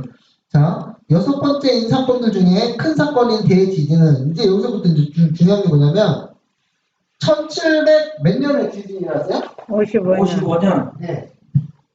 서기 1755년에 대지진이 일어났어요. 그게 리스본이 포르투갈인데 유럽이죠? 대지진이 일어났어요. 이거는 이제 이것도 새 개념이에요. 새 개념이니까 이거 잘 들으셔야 돼요. 이것도 성경 연구에 중요한 생각이 뭐냐면 언급한다. 그러나 한 가지 우리가 깨달아야 할 것은 성경에서 지진은 큰 혁명을 상징한다는 것을 알아야 돼요. 지진 이렇게 요한계시록에서 지진 났죠. 그 여기 지진인데 그 실제 지진도 되지만 그게 상징적인 지진도 돼요. 그럼 그 지진을 다른 말로 뭐라 하면 돼요? 혁명. 그러니까 혁명이라고 하는데 지진을 다른 말로 뭐라 그럽니까? 지진을 다른 말로. 네? 다른 말로 뭐라 그러죠? 지진을 다른 말로? 네. 땅이 흔들어지는 거. 그거 말고 좀 더 유식한 말로. 유식한 말로. 근데 그 들으면 아실 텐데 뭐냐면 지각 변동이라고 해요. 지각 변동. 그런 말 쓰죠. 네, 맞아요. 그건 꼭 지진에만 쓰니까? 그 지진에만 안 써요. 지진은 지각 변동이라고 얘기하는 거는 이 정세도 지각 변동이에요. 국제 정세도. 그래서 나라에 어떤 지각 변동이 일어나면 어떤 큰 혁명에 의해서 완전히 그 변화되는 거예요. 그 새 세계 질서가 바뀌는 거예요. 정치, 경제, 사회, 예, 지각 변동을만 쓰죠. 전염병, 예, 그러니까 어떤 지각 변동을 쓰는데 지각변동이. 이게 큰 혁명이라는 뜻으로 써요. 이 지진이. 그걸 이제 성격적으로 이제 증명해야 되는데, 그런데 우선 문자적으로 실제 지진이 6번째 사건이 성취되었지만 성경에서는 항상 물리적인 사건 외에 실제 상징적인 사건이 뒤따른다. 즉 1755년에 유럽의 대지진이 있은 후에 보세요. 1755년 대지진이 있었죠? 그리고 1789. 1789년에 뭐가 있냐면 프랑스 대혁명이 있었어요. 그죠? 그래서 유럽의 완전 지도가 바뀌어요. 프랑스 혁명 때 누구 나와요? 프랑스 혁명 때 나폴레옹. 나폴레옹이 유럽을 다 휩쓸어. 그래서 이게 혁명이 일어나면 완전히 이 대혁명이죠. 이거 프랑스 혁명은 진짜 되게 유명한 혁명이고 이런 지각 변동이 일어난 거예요. 그래서 그런 세계에서 유럽의 지진이 일어난 거랑 마찬가지예요. 사람이 많이 죽고 흔들리고 그리고 뭐가 달라져요? 경계가 달라져요. 경계. 지각변동이. 그러니까 뭐냐면 경계 그러니까 국경이 달라진다고. 전쟁을 하니까 내가 이만큼 땅 먹고 저만큼 지경이 다 지각 변동이 일어났다 이 얘기예요. 그래서 이거가 대혁명을 가리키고 대지진이 일어남으로써 자연적인 사건 대지진이 일어남으로써 뭘 보여주는 거예요? 실제로 엄청난 대혁명의 사건이 일어나는 걸 보여주는 거예요. 그러니까 이 대지진이 꼭 대지진만을 말하는 게 아니고 실제 대지진도 일어나지만 그 지각 변동을 알려주는 그 사인이에요. 그러니까 1755년에 그 있었죠. 그 다음 뭐예요? 해가 검어지고 있죠. 성경 주석에 보면 해가 어두워지는 것은 여호와의 날이 오기 전에 있을 대격변과 관련된 구약의 예언에서 빈번히 언급된다. 예수께서는 세상 끝에 관한 그의 예언에서 이 현상을 특별히 주목하셨고 그의 추종자들이 그의 오심을 가까이 할 수 있는 징조들 하나로서 그것을 기록하셨다. 여기 기술된 장면의 뚜렷한 실제적인 성취는 1780년 5월 19일에 동부 뉴욕과 남부 잉글랜드에서 경험되었다. 그게 뭐예요? 해가 검어지고 광흑일 해가 검어졌어요. 근데 이것이 해가 검어지는 것이 정확하게 어떻게 보면 재앙 중에 암흑재앙이 있거든요, 이게. 근데 그 애굽에서 9번째 재앙에 이게 물음표인 게 뭐냐면 이 출애굽기 10장 21절 거기 보시면 여호와께서 모세에게 이르시되 하늘 향하여 내 손을 내밀어 애굽 땅 위에 흑암이 있게 하라. 곧 더듬을 만한 흑암이니라. 모세가 하늘 향하여 손을 내밀어 캄캄한 흑암이 며칠 동안 3일 동안 애굽 온 땅에 있어서 그 동안은 사람들이 서로 볼 수 없으며 자기 초소에 일어나는 자가 없을 때 온 이스라엘 자손들이 거주하는 곳에 빛이 있더라 그랬죠. 그래서 흑암이 짐승의 보좌에 임하는 것도 재앙 중에 하나잖아요. 근데 이 흑암이 정확하게 무슨 검은 거 해가 빛을 내는 건 이해하는데 상징적으로 해가 빛을 내지 않는 게 예언적으로 무슨 의미인지 그걸 몰라요 아직. 말씀이 깜깜한가? 네? 이 말인지 아시겠죠? 그러니까 이게 실제적인 흑암, 그 마지막 때에는 뭐 해가 검어져. 그래서 실제로 해가 검해져. 그런데 그것은 그 자체로도 징조지만 그 징조의 해가 검어지는 거에 내포한 예언적인 상징이란 말이에요. 이 말인지 아시겠죠? 그러니까 이것도 이제 예수님이 초림할 때가 영적으로 깜깜했다 그랬잖아요. 네. 근데 예수님 재림할 때도 깜깜하다 그랬죠. 뭐 그럴 수도 있는데 그거 영적인 암흑에서 어묵시대가 됐다. 뭐 그런 것도 있어요. 근데 뭔가 저는 뭐 더 있는 것 같은데 정확하게 지어는 알아낼 수가 없었는데 그게 왜 이런 걸 제가 왜 따지냐면 뒤에는 더 확실해요. 이걸 왜 지금 이거 맞아? 대지진이 혁명 맞아? 이러시는 분도 있을 수 있는데 이 뒤에 보는 것 때문에 더 아이디어를 얻었단 말이에요. 그러니까 지금 이제 조금 있다가 13절 들어가기 전에 이거 대승 306페이지 보면 해와 달이 어두워지라는 예언의 둘째 징조는 25년 이후에 일어났다. 그리고 더욱 놀라운 것은 그 일이 성취된 시기가 예언에서 지적한 것과 틀림없이 일치된다는 점이다. 구주께서 감람산 위에서 제자들에게 교회가 오랫동안 실현기 곧 1260년간의 법원권의 박패를 당할 것을 말씀하시고 그 환난 날을 감할 것을 약속하신 후 재림 전에 있을 몇 가지 사건을 말씀하시면서 그 첫 번째 사건이 언제 일어날 것을 다음과 같이 말씀하셨다. 그때 환난 후, 그죠? 해가 어두워지며 달이 빛을 내지 아니하리라. 1260년은 기원 1798년에 마쳤다.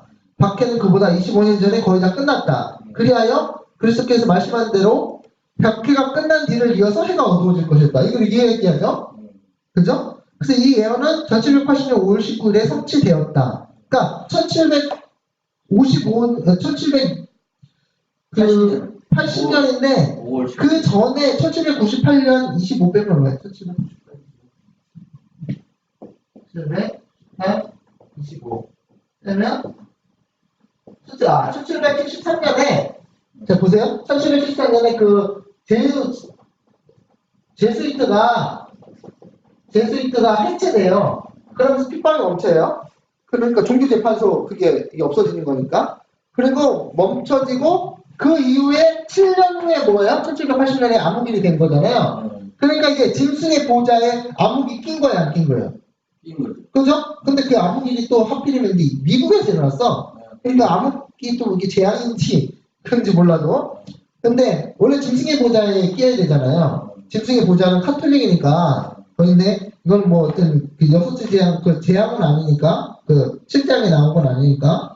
그런데 여기에서 1780년 5월 19일에 성취돼. 이런 종류의 모든 현상 중 가장 신비하고 설명할 수 없는 현상은 1780년 5월 19일에 암흑일이었는데 그날의 미국의 뉴잉글랜드 지역에서는 눈으로 볼 수 있는 온 하늘과 공중이 전혀 해석할 수 없는 암흑으로 뒤덮였다.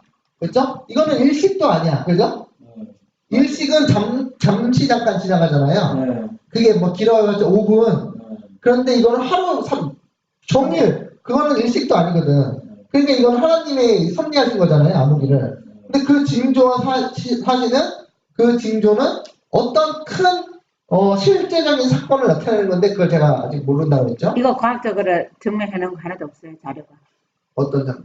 이 암흑일에 대해서. 왜 이런 암흑일이 있을 수 있는지. 모르죠. 그거는 사람들이 예언된 거 그러니까 옛날 또 성취된 거는 또 사람들이 잘 그 사료도 그 집중을 안 해. 세상 사람들은. 예, 그 사람들이 어떻게 해서 이렇게 전문적으로 있을 사람들이 성경적으로 중요한 사건 있잖아요. 이거 해가 거북이 나무길 그걸 역사적으로 조명을 안 한다고요. 그러니까 과학적으로 얘기도 안 하는 거지. 뭔지 아시겠죠? 과학자들이 그런 게 있었어 그러면 만약에 지금 일어나면 온갖 얘기를 하면서 이래서 저렇다 저렇게 얘기할 거 아니에요. 그래서 사람들이 놀라운 거예요. 근데 그때 과거에 있었던 걸 안 끄집어내는 거예요. 그래서 성경이 맞다고 믿어버릴까봐 안 끄집어내는 거예요. 근데 기록은 남아있겠죠, 이게. 옛날 기록에. 그러니까 이때 미국의 교황권이 무슨 이렇게 역사에서 영적으로 깜깜한 이런 그 뭐 조약이나 뭐 했는 거 없나? 잘 모르겠어요. 그런 건 못 들어봤는데 1780년대는 교황권이 이제 죽기 얼마 직전이야. 1798년이 이제 다 사로잡히니까. 그 다음에 이제 이거 흑암 잘 모른다 그랬죠? 흑암 재앙이 무슨 의미인지 잘 몰라요. 뭐 다 아는 게 아니라서. 그래서 6장 10장절 그 밑에 보시면 15페이지 맨 밑에 하늘의 별들이 이제 이게 중요한 거예요. 하늘의 별들이 무화과 나무가 대풍에 흔들려 서리는 열매가 떨어지는 것 같이 땅에 떨어지려고 그랬죠. 그죠? 지도자들이 많이 떨어지겠네. 네. 그러니까 너무 지사님 지금 그 얘기하신 게 어떻게 하셨어요? 하늘의 별들 대풍에 떨어지는 거 마지막 날에 마지막 때에 이거는 많이 했었어요. 그러니까 제 말이 지금 보시면 하늘의 별들이 떨어진다고 그랬잖아요. 그러니까 그래서 실제로 그 이성호 사건이 있었습니까? 없었습니까? 있었지. 유성 소나기. 이게 1833년이잖아요. 이게 중요한 거 보세요. 제가 아까 전에 이거 바짝 집중하고 보셔야 돼요. 제가 아까 전에 리스본 대지진이 있었다 그랬죠. 그 성경에 대지진이 일어났다 그랬잖아요. 그 1755년에. 그런데 이게 지진이 일어나는 게 성취됐죠. 그럼 그 끝이 아니라고 했어요. 제가 왜냐하면 이 대지진이라는 그것은 실제 일어나면서 앞으로 일어날 어떤 큰 사건을 미리 보여주는 거라고 했어요. 이해하셨어요?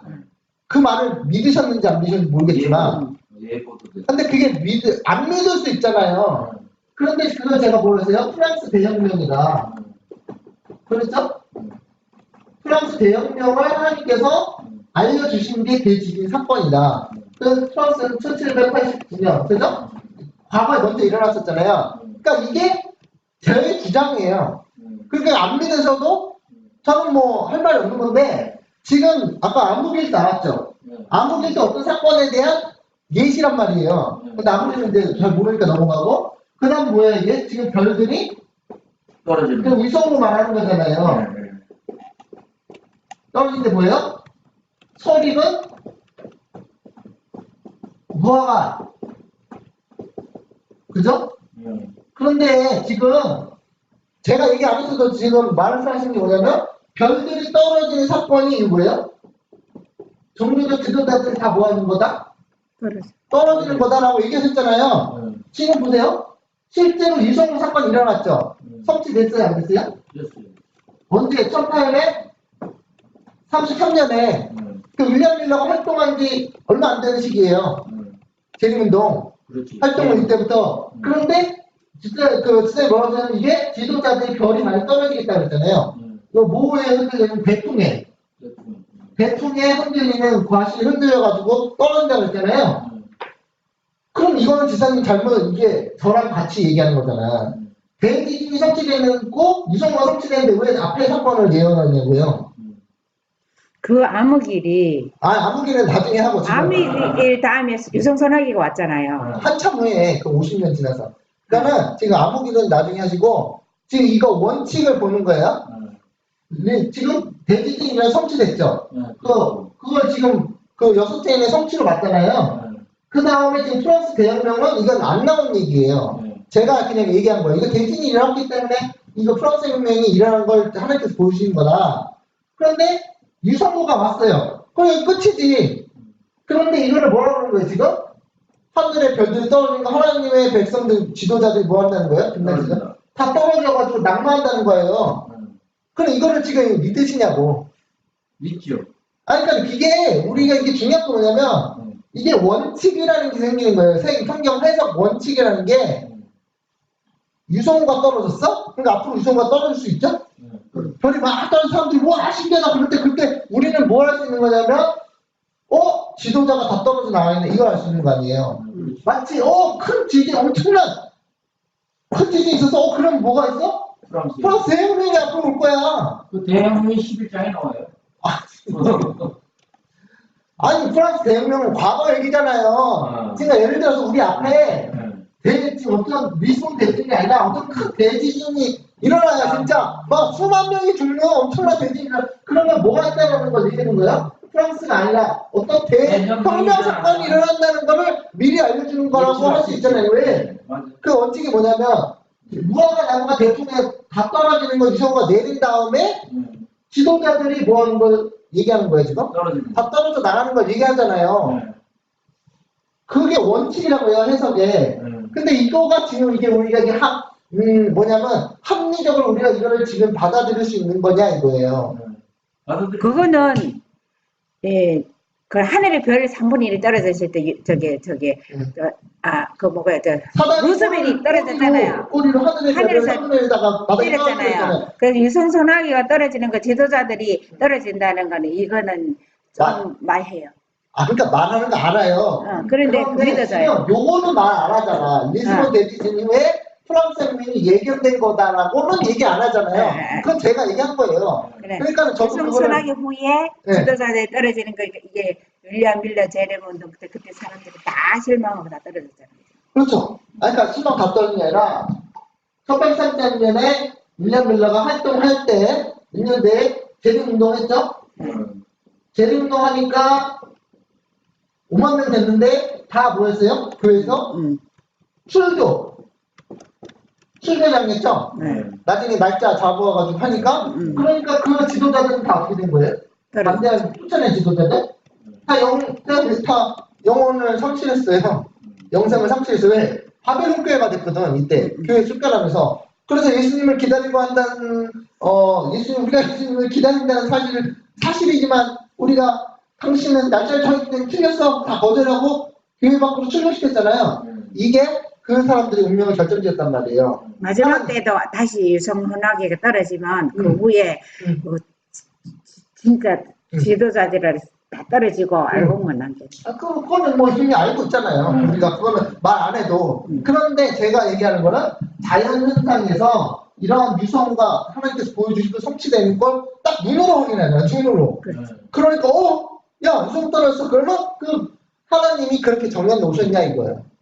제 질문은 유성 떨어진 거 봤어? 그러면 이제 떨어지는 일이 일어날 거야 라고 하나님 백성에게 미리 알려주시는 거를 여러분 우리가 지금 그거를 받아들이겠느냐 이거예요. 받아들여요. 아니 좀 생각을 해보고 받아들이시라고. 제 말은 이것을 제가 근거가 있냐 이 말이죠. 100% 맞다라고 주장하는 게 아니라 제가 그렇게 생각했다고요. 이거를 보고. 그러니까 이거를 우리가 생각해 보자는 거예요. 네. 우리가 확답으로 100% 그렇다는 게 아니지만 그걸 여러분께서 성경 읽으면서 과거 사건을 보면서 근데 이게 이렇게 되는 거다. 이게 맞다. 그럼 이게 엄청난 저거예요. 중요한 거예요. 이게. 그죠? 그런데 재밌는 게 뭐냐면 어디까지 갔지? 설익은 열매 16페이지 보시면 하늘의 별들은 무화과 나무가 강풍에 흔들릴 때 그러니까 무화과 나무가 일단 뭐예요? 교회지. 그죠? 예수님께서 무화과 나무 보고 저주하셨죠? 왜? 열매를 안 맺어서. 그런데 그때는 열매 맺는 시기 아닌데 미리 나온 열매를 갖고 있어야 되는 시기라고 그랬어요. 원래 무화과 나무는요 열매부터 나오고 그 다음에 이파리가 나오고. 이파리 나오고. 그러니까 이파리가 있다라는 거는 예수님이 뭘 기대하겠냐면 열매가 있어야 된다고. 근데 그만 희한하게 이파리 있는데 열매가 없었어. 그러니까 지금 그것은 예수님께서 그날 무화과 나무를 저주하셨잖아요. 그런 다음에 그 무화과 나무를 누구 상징했어요? 유대인들. 그죠? 유대인들 상징했죠. 그래서 저주하신 건 뭐예요? 열매 맺지 않은 나무마다 찍어서 불에 던진다 그 얘기 아니에요? 그런데 여기서 하늘의 별들이 무화과 나무가 비유했잖아요. 별들인데 하늘의 별들은 별과 같이 빛나는 거 하나님의 종들이잖아요. 근데 무화과 나무가 뭐에 흔들린대? 하나님 백성이 강풍에 그러니까 엄청난 바람이 부는 거 아니에요. 그죠? 전쟁의 바람이든지 그죠? 불 흔들릴 때 그래서 뭐가 와요? 막 흔들림이 와. 이게 다 지금 다 이런 거 아시겠죠? 우리 앞에 흔들림이 있어요 없어요? 흔들림 있죠? 그때 잘 보세요. 무화과가 잘 익은 무화과가 아니에요. 설익은 무화과 떨어지지 잘 익은 건 안 떨어져. 제발 그 말이에요. 설 익은 거는 이 열매가 성품의 열매가 다 안 맺혀진 거야. 그래서 설 익어서 그놈은 떨어지게 되는 거야. 그러니까 이거는 하나님께서 의도하신 거예요. 그죠? 아니 그냥 하늘에 별이 떨어졌다 그러면 되는데 그거를 비유적으로 무화과 나무가 강풍에 흔들릴 때 그 설 익은 것들이 떨어졌다라는 것처럼 별을 비유한 것은 이것은 우리에게 그 힌트를 주는 거예요. 이거는 유성과 떨어지는 게 그냥 자연적인 현상을 얘기하는 게 아니라 그 이성으로 떨어진 후에 실제로 하나님의 백성 중에 설 익은 무화과는 다 떨어진다 이거예요. 그리고 뭐가 있다? 강풍이 있다는 거죠. 강풍이 있으니까 설 익은 게 떨어졌지. 그렇죠. 흔들림이 온다는 거고. 그러니까 우리가 실제로 예수님 제일 가까우면 이성과 막 떨어져. 그러면 뭐가 온다는 거야? 강풍이 오고 흔들림이 오고 그때 다 떨어져요. 근데 그걸 믿으시면 실제로 위성과 오면 많이 진짜 온 세상 사람들이 볼 수 있는 위성과 오면 여러분 뭐 소름 끼치지 않아요? 그러니까 흔들림이 오기 전에 큰 외침이 있고 큰 외침을 듣고 흔들림이 오고 떨어지는 거예요. 그러니까 진짜 우리가 지금 하나님 말씀 지금 연구하고 있지만 지금 정말 이렇게 되면요 진짜 무지막지한 거예요. 그죠? 무지막지한 거예요. 유성과 막 떨어지면서 딱 그럼 뭐가 떠올라요? 그 유성과 떨어지는 거 성경에 나왔지. 그러면 예수님 재림할 때가 됐지. 그런데 그것뿐만 아니라 뭐예요? 흔들림이 오고 강풍이 오고 흔들림이 오고 그 다음에 누가 떨어져 나가요? 설 익은 무화과 나무가 떨어져 나갈 걸 우리가 알고 있고요. 그래서 우리가 뭐 할 수 있는 거예요? 예언할 수 있는 거예요. 그러니까 하나님의 백성 예언할 수 있는 영을 주신다니까. 우리가 뭐 날짜를 찍는 건 아니지만 그죠? 날짜는 일어나는 거 아니지만 우리가 지금 하나님께서 지금 천연계 그래서 예수님께서 이러셨단 말이에요. 뭐 날씨가 뭐 저녁 뭐 어떠면 그날이 뭐 맑을지 하늘이 붉으면 예, 예. 예보를 하잖아요. 그러면서 천기의 시기는 너희가 구별하지 못하냐고 하는데 실제로 천연제 현상을 가지고 그 다음 날에 일어날 일을 알 수 있다라고 예수님이 얘기하신 거예요. 시대 징조. 예. 시대인 줄 알 수 있다고. 그러니까 이게 지금 이게 그 새로운 영역으로 들어가는 거 이게 우리가 지금 생각하지 않았던.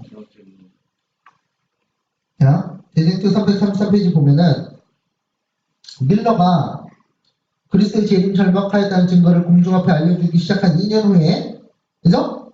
31년에 시작해서 2년 후에 구주께서 재림의 징조를 약속해 주신 맨 마지막 징조가 나타났다.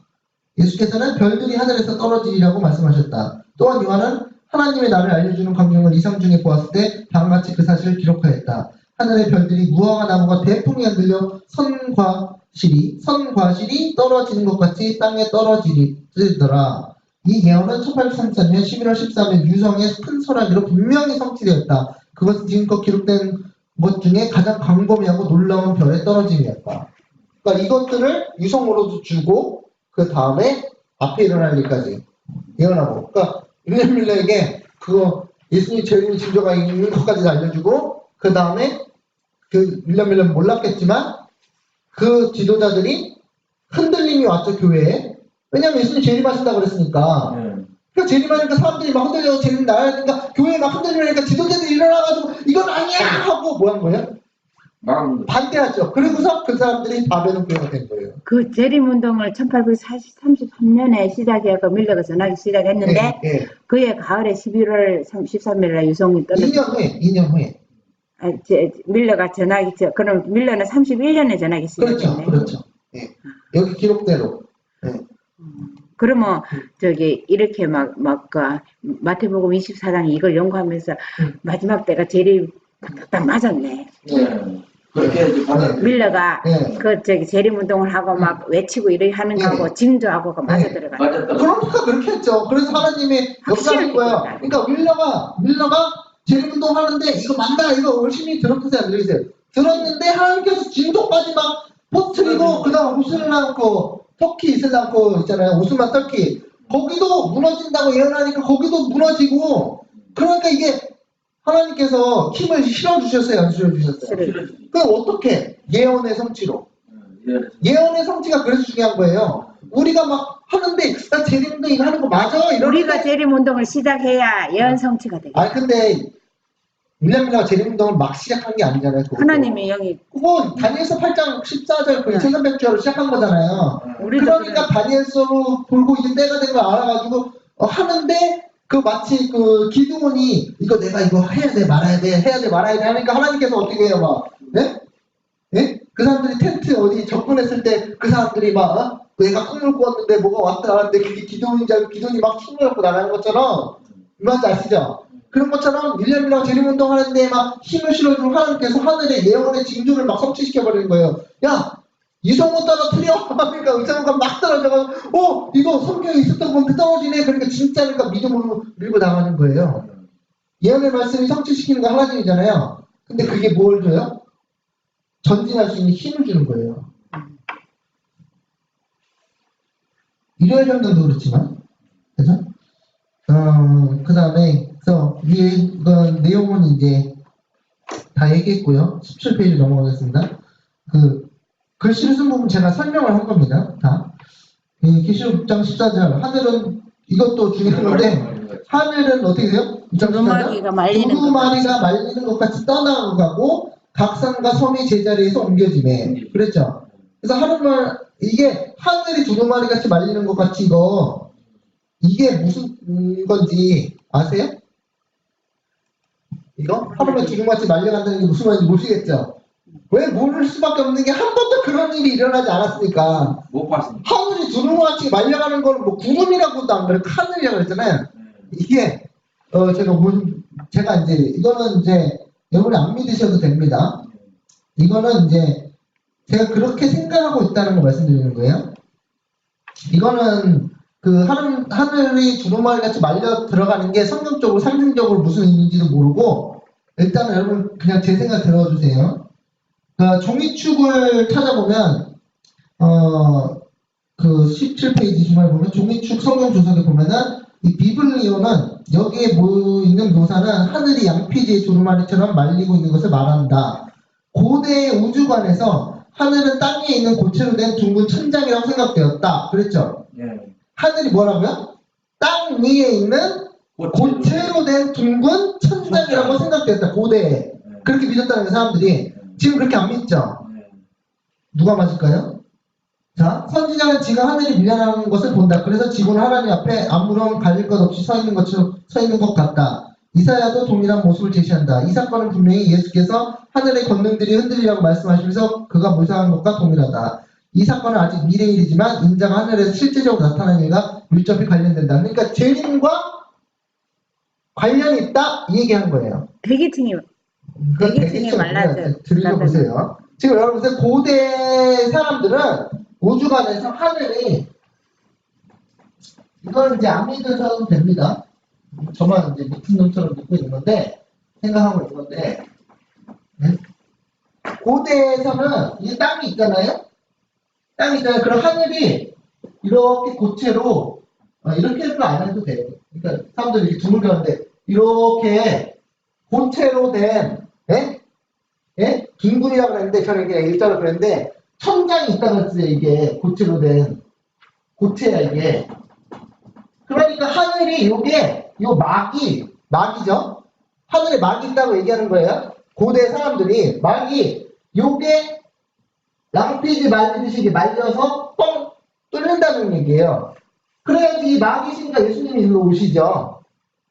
막이 말리니까. 예수님은 산태성 별로 그거는 이제 그건 별이고 지금 이 별 얘기하는 게 아니잖아요. 하늘이잖아요 지금. 그거 안 뚫렸는데 예수님 저기 부활했을 때 하늘 올라갔다 하고 천사들 다 갔잖아. 아니 그건 문제가 되지 않아요. 근데 이 종이축이 말리는 그거가 뭐 그렇다고 못 가겠어요? 그 말이 있다고? 그건 문제가 아니죠. 근데 어쨌든 얘는 내려올 때 이렇게 믿었어요. 그런데 여기서 보세요. 이사야의 그 34장 보세요. 대저 여호와께서 3사장 2절 대저 여호와께서 열방을 향하여 진노하시며 그들의 망군을 향하여 분내사 그들을 진멸하시며 살육당하게 하셨은즉 그 살육당한 자는 내던진 바 되며 그 사체의 악취가 솟아오르고 그 피에 산들이 녹을 것이며 이사야 33장 4절 여기에 하늘에 뭐가요? 하늘에 만상이 사라지고 하늘들이 두루마리 같이 어떻게 해요?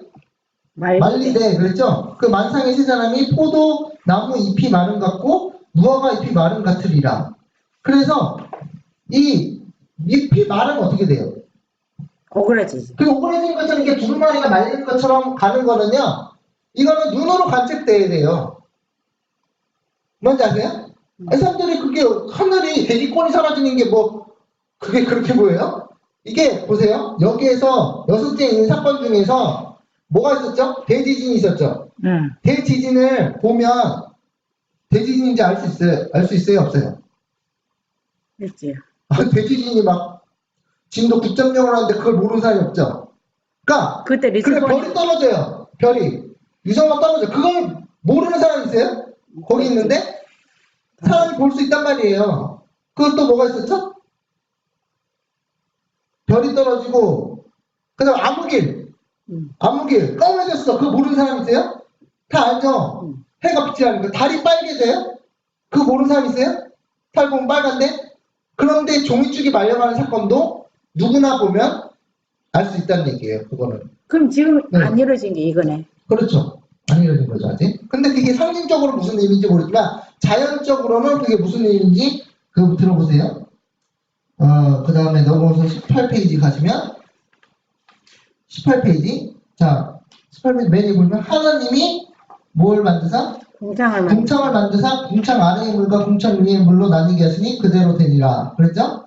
하나님이 궁창을 하늘이라 부르시며 정령이 되고 아침이 되니 이는 둘째 날이라. 그러니까 자 보세요.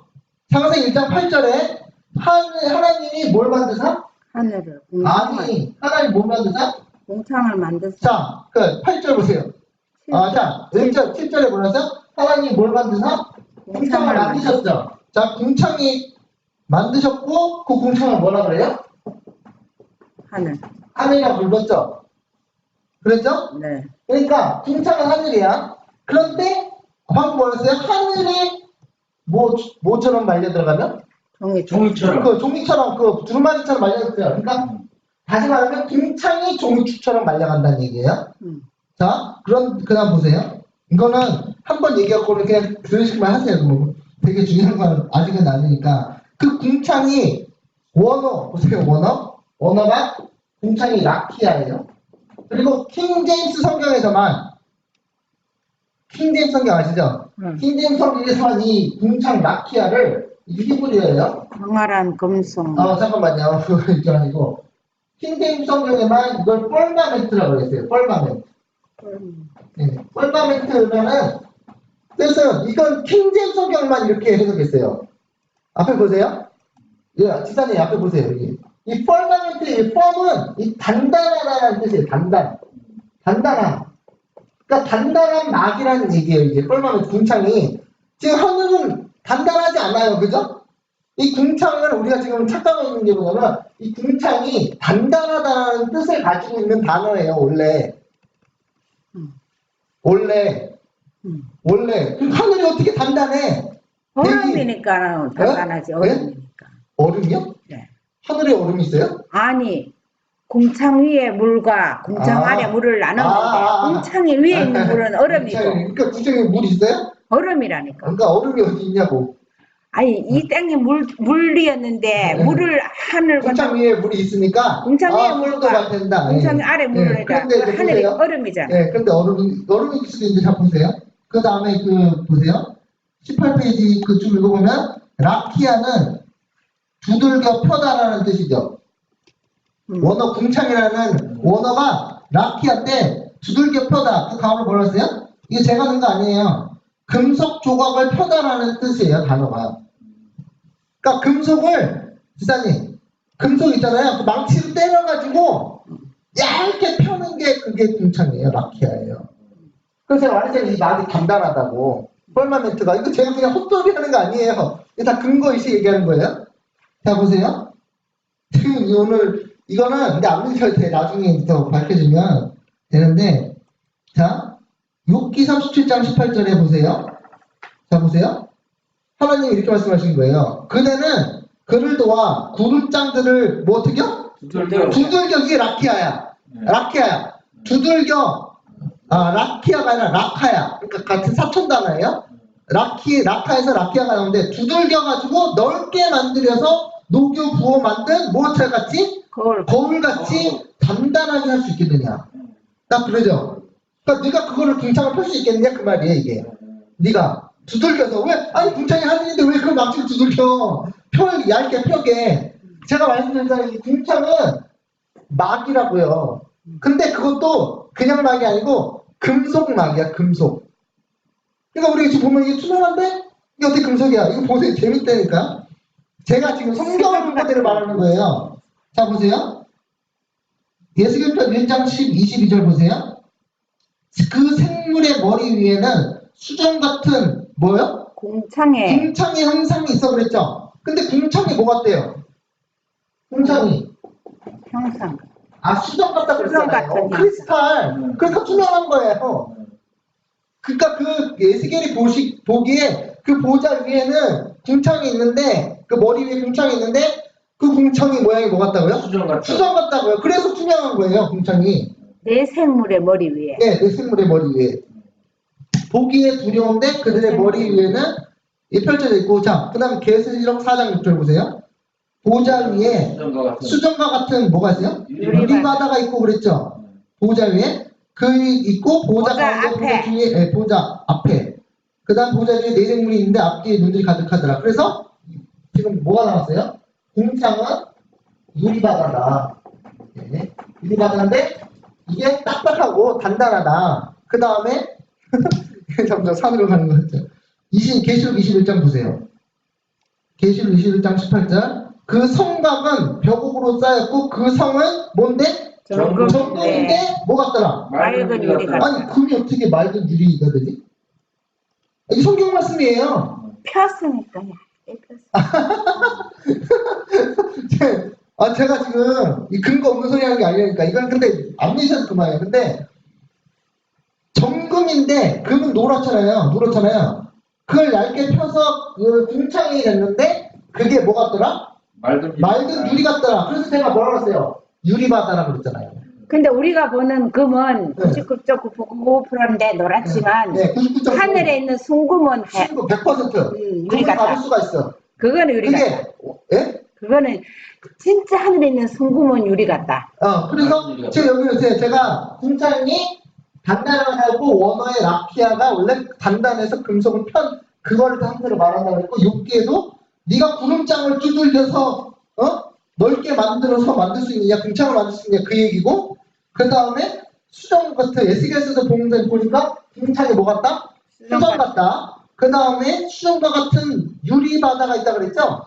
그런데 계시록 21장 18절에 딱 뭐라 그래요? 그 성은 뭔데요? 정금으로 깔렸는데 그 정금이 맑은 유리 같다라고 그랬잖아요. 하늘에 있는 정금은 맑은 유리야. 네.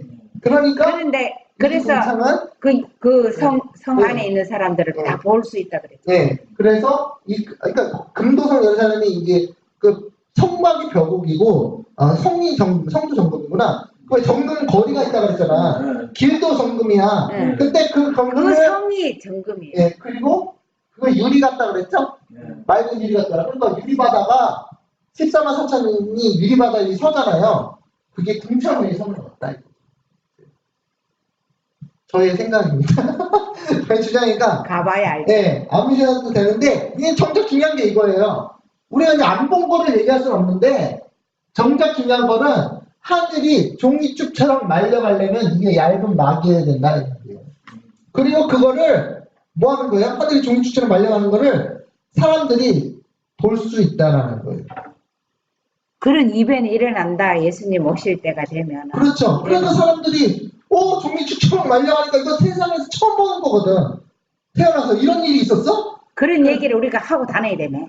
아니 그거는 딱히 중요한 거 아니에요. 예수님 오시면 되는 건데 제 말은 여기서 그러면 사람들이 그런 말 하더니 진짜 말려가네. 네, 그건 모르겠어요. 근데 정확하게 지금 말한 거는 종이축처럼 하늘이 말려간다는 궁창이 유리바닷가 같은 게 그게 오프닝을 이렇게 어느 정도 말려가지고 예수님이 올 수 있도록 그게 말려가지고 오픈이 된다는 거예요. 하늘과 땅이 그 길이 열린다는 거예요. 그래서 그 이후로 나온 말씀이 이거예요. 이제 19절에 19페이지에 6장 15절 19페이지 맨 위에 땅의 임금들과 왕족들과 장군들과 부자들과 강한 자들과 모든 종과 자유인이 굴과 산들의 바위 틈에 숨어. 그렇죠? 왜 숨었을까? 얼굴에서 나를 보이지 않게. 네. 그 다음에 예수님의 여섯째 인사건에 대한 것. 그날 한날 후에 즉시 해가 어두워지며 달이 빛을 내지 않냐며 별들이 하늘에서 떨어지며 하늘의 권능들이 흔들리리라. 그게 이제 그 여섯째인가 연결하면 종이축같이 하늘이 말려간다는 거죠. 자, 그다음에 밀러가 운동할 때는 환란은 없었잖아요. 네? 어디? 밀러가 재림 운동할 때는 그러니까 완벽한 성취는 아니었지. 환란은 없고 그런 성취가 있었죠. 네, 그러니까 완벽한 성취. 환란 후에 선교사님, 예. 여기 하늘의 권능들이 흔들리라는 말을 여기 초기문집에 해놓은 걸 좀 볼래요? 뭐 읽으시겠다고요? 네, 제가 읽어줄게요. 네, 읽으세요. 읽을게요. 보세요. 하늘의 권능들이 흔들림. 1848년 12월 16일 주님께서 나에게 하늘의 권능들이 흔들릴 것에 대한 계시를 주셨다. 주님께서 마태복음과 마가복음과 누가복음에 기록된 징조들을 말씀하실 때 쓰신 하늘이라는 말은 실제로 하늘을 가리키며 땅이라고 하신 말은 실제로 땅을 가리키는 것임을 보여주셨다. 하늘의 권능들이란 곧 하늘에서 운행하고 있는 해와 달과 별들을 가리키며 땅의 권세는 지상에서 통치하는 세력들을 말한다. 땅의 권세는 이제 지상에서 통치하는 세력들. 맞아요. 하늘의 권능들이 하나님의 음성에 의하여 흔들릴 것인데 그때 해와 달과 별들이 제자리에서 움직일 것이다. 그들이 없어지는 것이 아니라 하나님의 음성으로 흔들 것이다. 무거운 먹장 구름들이 일어나 서로 부딪히며 대기층이 갈라져 종이처럼 말려 나갔다. 그때 우리는 오리온 성자의 열린 공간을 볼 수 있었고 그곳으로부터 하나님의 음성이 흘러나왔다. 바로 그 열린 공간을 통하여 거룩한 도성이 내려올 것이다. 나는 땅의 권세들이 흔들리기 시작하고 사건들이 차례로 일어나는 것을 보았다. 난리와 난리의 소문들과 전쟁과 기근과 온역이 먼저 땅의 권세들을 흔들겠고 그 다음에 하나님의 음성이 해와 달과 별들과 이 땅을 흔들 것이다. 유럽에서 권세들이 흔들린다는 말은 어떤 사람들이 가르치는 것처럼 하늘의 권능들이 흔들리는 것이 아니라 모든 분노한 국가들이 흔들리는 것임을 나는 보았다. 이렇게 나와. 근데 거기에 좀 오류가 아니라 의문이 예수님이 오리온 성자를 통해서 올 때는 하늘에 성이 내려오는 게 아니고 예수님이 천천만만 천사들과 함께 오고 성이 내려오는 거는 첫째 부활 때 그때 그 성이 내려오지. 그건 뭐 나중에 생각해보세요. 그거는 좀 그러니까 맞지 그거는 않네. 이제 읽으셨으니까 그거는 나중에 다시 한번 봅시다. 어쨌든 원어를 부분이 있죠? 봐야겠네요. 근데 이제 그 열린 공간을 통하여 거룩한 도성이 내려올 것도 이제 얘기한 거지. 그러니까 알겠습니다. 어쨌든 그 투기문지 그것도 감사합니다. 어쨌든 제가 지금 종이축이 말리는 게 중요한 게 뭐냐면 그게 하늘들의 권능들이 흔들린 거랑 마찬가지잖아요. 대기층이 이제 종이축처럼 말려간다 그랬는데 그때 그 대기층이라는데 그 영어를 봐야 돼요. 근데 그때 흔들리면서 그때 인자의 징조가 하늘에서 보이겠고 그게 몇 페이지예요? 네? 몇 페이지? 몇 페이지냐고요? 영문으로 40페이지요. 네, 알았어요. 감사합니다. 초기문제 40페이지. 40페이지. 저 적어볼게요. 이거를 제가 그거 알았으면 여기다 넣었을 텐데. 40페이지. 자, 그 다음에 그 권능들이 흔들린 다음에 그때 인자의 징조가 하늘에 보이겠고 그때 땅의 모든 족속들이 통곡하며 그들이 인자가 구름을 타고 능력과 큰 영광으로 오는 것을 보리라. 그러니까 그 종이축이 말려가는 거는 뭐와 직접적으로 연결되어 있어요? 하늘 권능들이 흔들리고 그다음에 내리면 예수님 재림과 연결되어 있기 때문에 그게 종이축처럼 말려가는 거야. 종이축이 말릴 이유가 딱 그 예수님 재림과 관련돼 있고 그러니까 그 재림이 되게 가까운 거죠. 그래서 이와 같이 예수님께서는 예수님의 재림 직전에 일어날 일들을 말씀해 주셨다. 해가 어두워지고 달이 빛을 내지 않고 별들이 하늘에서 떨어지며 또한 하늘의 권능들이 흔들릴 것을 말씀하셨다. 이러한 때가 반복될 것이고 그러면 우리 구속이 가까웠다는 것을 깨달아야 한다. 자, 됐죠? 그 다음에 6장 16절 계시록 산들과 바위에게 말하되 우리 위에 떨어져 보좌에 앉으신 이의 얼굴에서와 그 어린 양의 진노에서 우리를 가리라. 네, 그래서 대생수 637페이지 보면은 큰 지진이 일어난다. 사람이 땅에 있어 오므로 이같이 큰 지진이 없었더라. 계시록 16장 언급했고. 근데 여수주인 되실 때 예수님이 오시는 거네요. 그죠? 그렇죠. 거의 다 된 거죠. 종이축이 말려나가는 것까지. 그 다음에 보좌가 나타나는 것 예수님이 얼굴 보니까 재림까지 보는 거죠.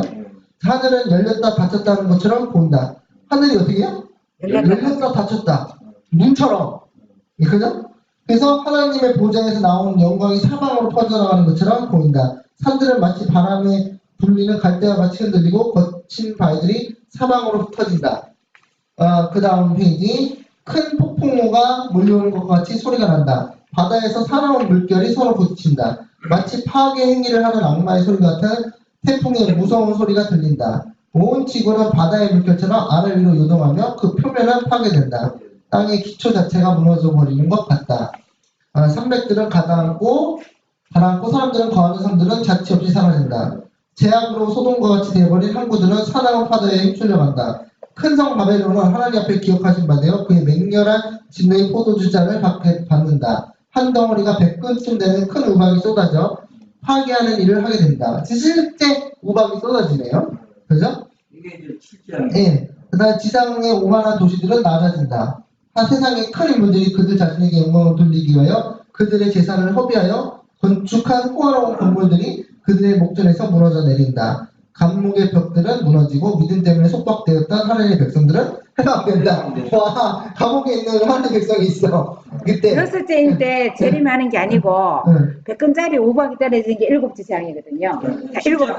일곱째 인이 그러니까 애들인데 동시적이지. 그것이 동시적이라고 봐야지. 되고 재림하는 거예요. 네, 동시적이죠. 여섯째 때는 아니고. 끝나면서 이제 그러니까 우박이 떨어지니까 하늘에 창을 그러니까 여기에 보면요. 하늘에 창을 열어서 우박을 떨어뜨린다고 했어요. 그러니까 하늘에 창문이 있어. 우박 창고를 우박 보았느냐. 창고 모아가지고 창문이 있어가지고 그걸 열면 우두두두두 다 떨어지는 거야. 그걸 표현한 거지. 아니 진짜 실제로 실제로. 대기층이 말려가면은 네. 그러니까 예를 들어서 궁창 위에 물이 있으려면 실제로 이 대기층을 물이라고 그러는데 그게 아닐 경우가 높아요. 여기가 이 물이 있을 수도 있어요, 실제로. 그러니까는 궁창 위에 물과 궁창 아래에 물과 그러니까 아래에 물은 바다잖아. 궁창 위에 물은 왜 공기야? 대기냐고요. 물과 공기가 같이 있지. 아니 이게 아니라 여기 양이랑 여기 양이랑 비교가 안 된다고요. 그러니까 여기에도 물이 있을 수 있다는 거야. 그렇죠. 그게 이제 그게 물이 높은 데 있으니까 그냥 저에게 추측에 이거는 안 믿으셔도 전혀 상관없는데 그게는 거기가 추우니까 그게 얼음이야. 그래서 그 열리면서 두두두두 다 떨어지는 그게 거야. 아니고 그거는 얼음 창궐하는데 이 땅에 물이 수증기로 증발해가 구름이 돼갖고 다시 내려오잖아요. 그런데 저 공창을 창조 때 맡은 공창은 그거는 이게 떨어지지 않아. 그런데 종이출처럼 마지막에 재림 때 그러니까 그때 말려가는 거지. 오픈돼. 그러니까 제 말이 그 말이에요. 제 말이 그 말이에요. 그게 말려나가니까 이게 물이 딱 이게 그러니까 우박이 떨어져. 두두두두 다 떨어지니까 예수님이 가볼까나 하고 이제 내려오시는 거죠. 네? 종이축이 왜 말리냐는 거예요. 예? 왜 말리냐고요? 재림의 징조지. 재림의 징조. 재림의 징조. 그러니까 재림의 징조도 징조지만 그 예수님 재림할 때 종이축 사람 말린다 했잖아요. 예. 그래야 재림하는 거 볼 거 아니에요. 그렇죠. 예. 그게 그거나 이거나 아니, 예수님이 재림하셔야 되니까 그 종이책이 그 말이 이런 말이 있어요. 종이축처럼 말리면 미국에 있는 사람도 우리가 옆에 있는 사람 같이 볼 수 있다고. 그러니까 온 세상에 재림하는 온 세상 모든 사람들을 다 볼 수 있도록 종이축처럼 말려. 그때는 시야가 지금처럼 암만 조금 보면 시야가 넓어지니까. 예. 뭐 이랬든 저랬든 보이면 될 거죠? 그렇지.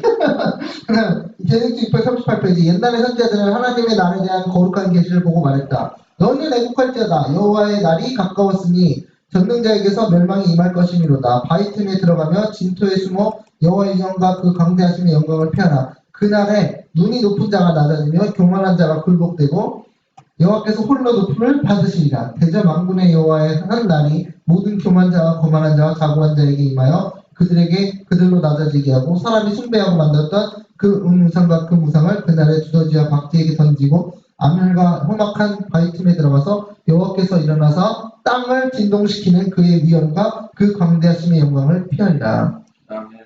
대증서 641. 그 살아있는 구름이 점점 가까이 오에 따라 각 사람의 눈은 생명의 왕을 보게 된다. 그 바위 틈에서 우리가 들어가서 이게 숨는다 그랬잖아요.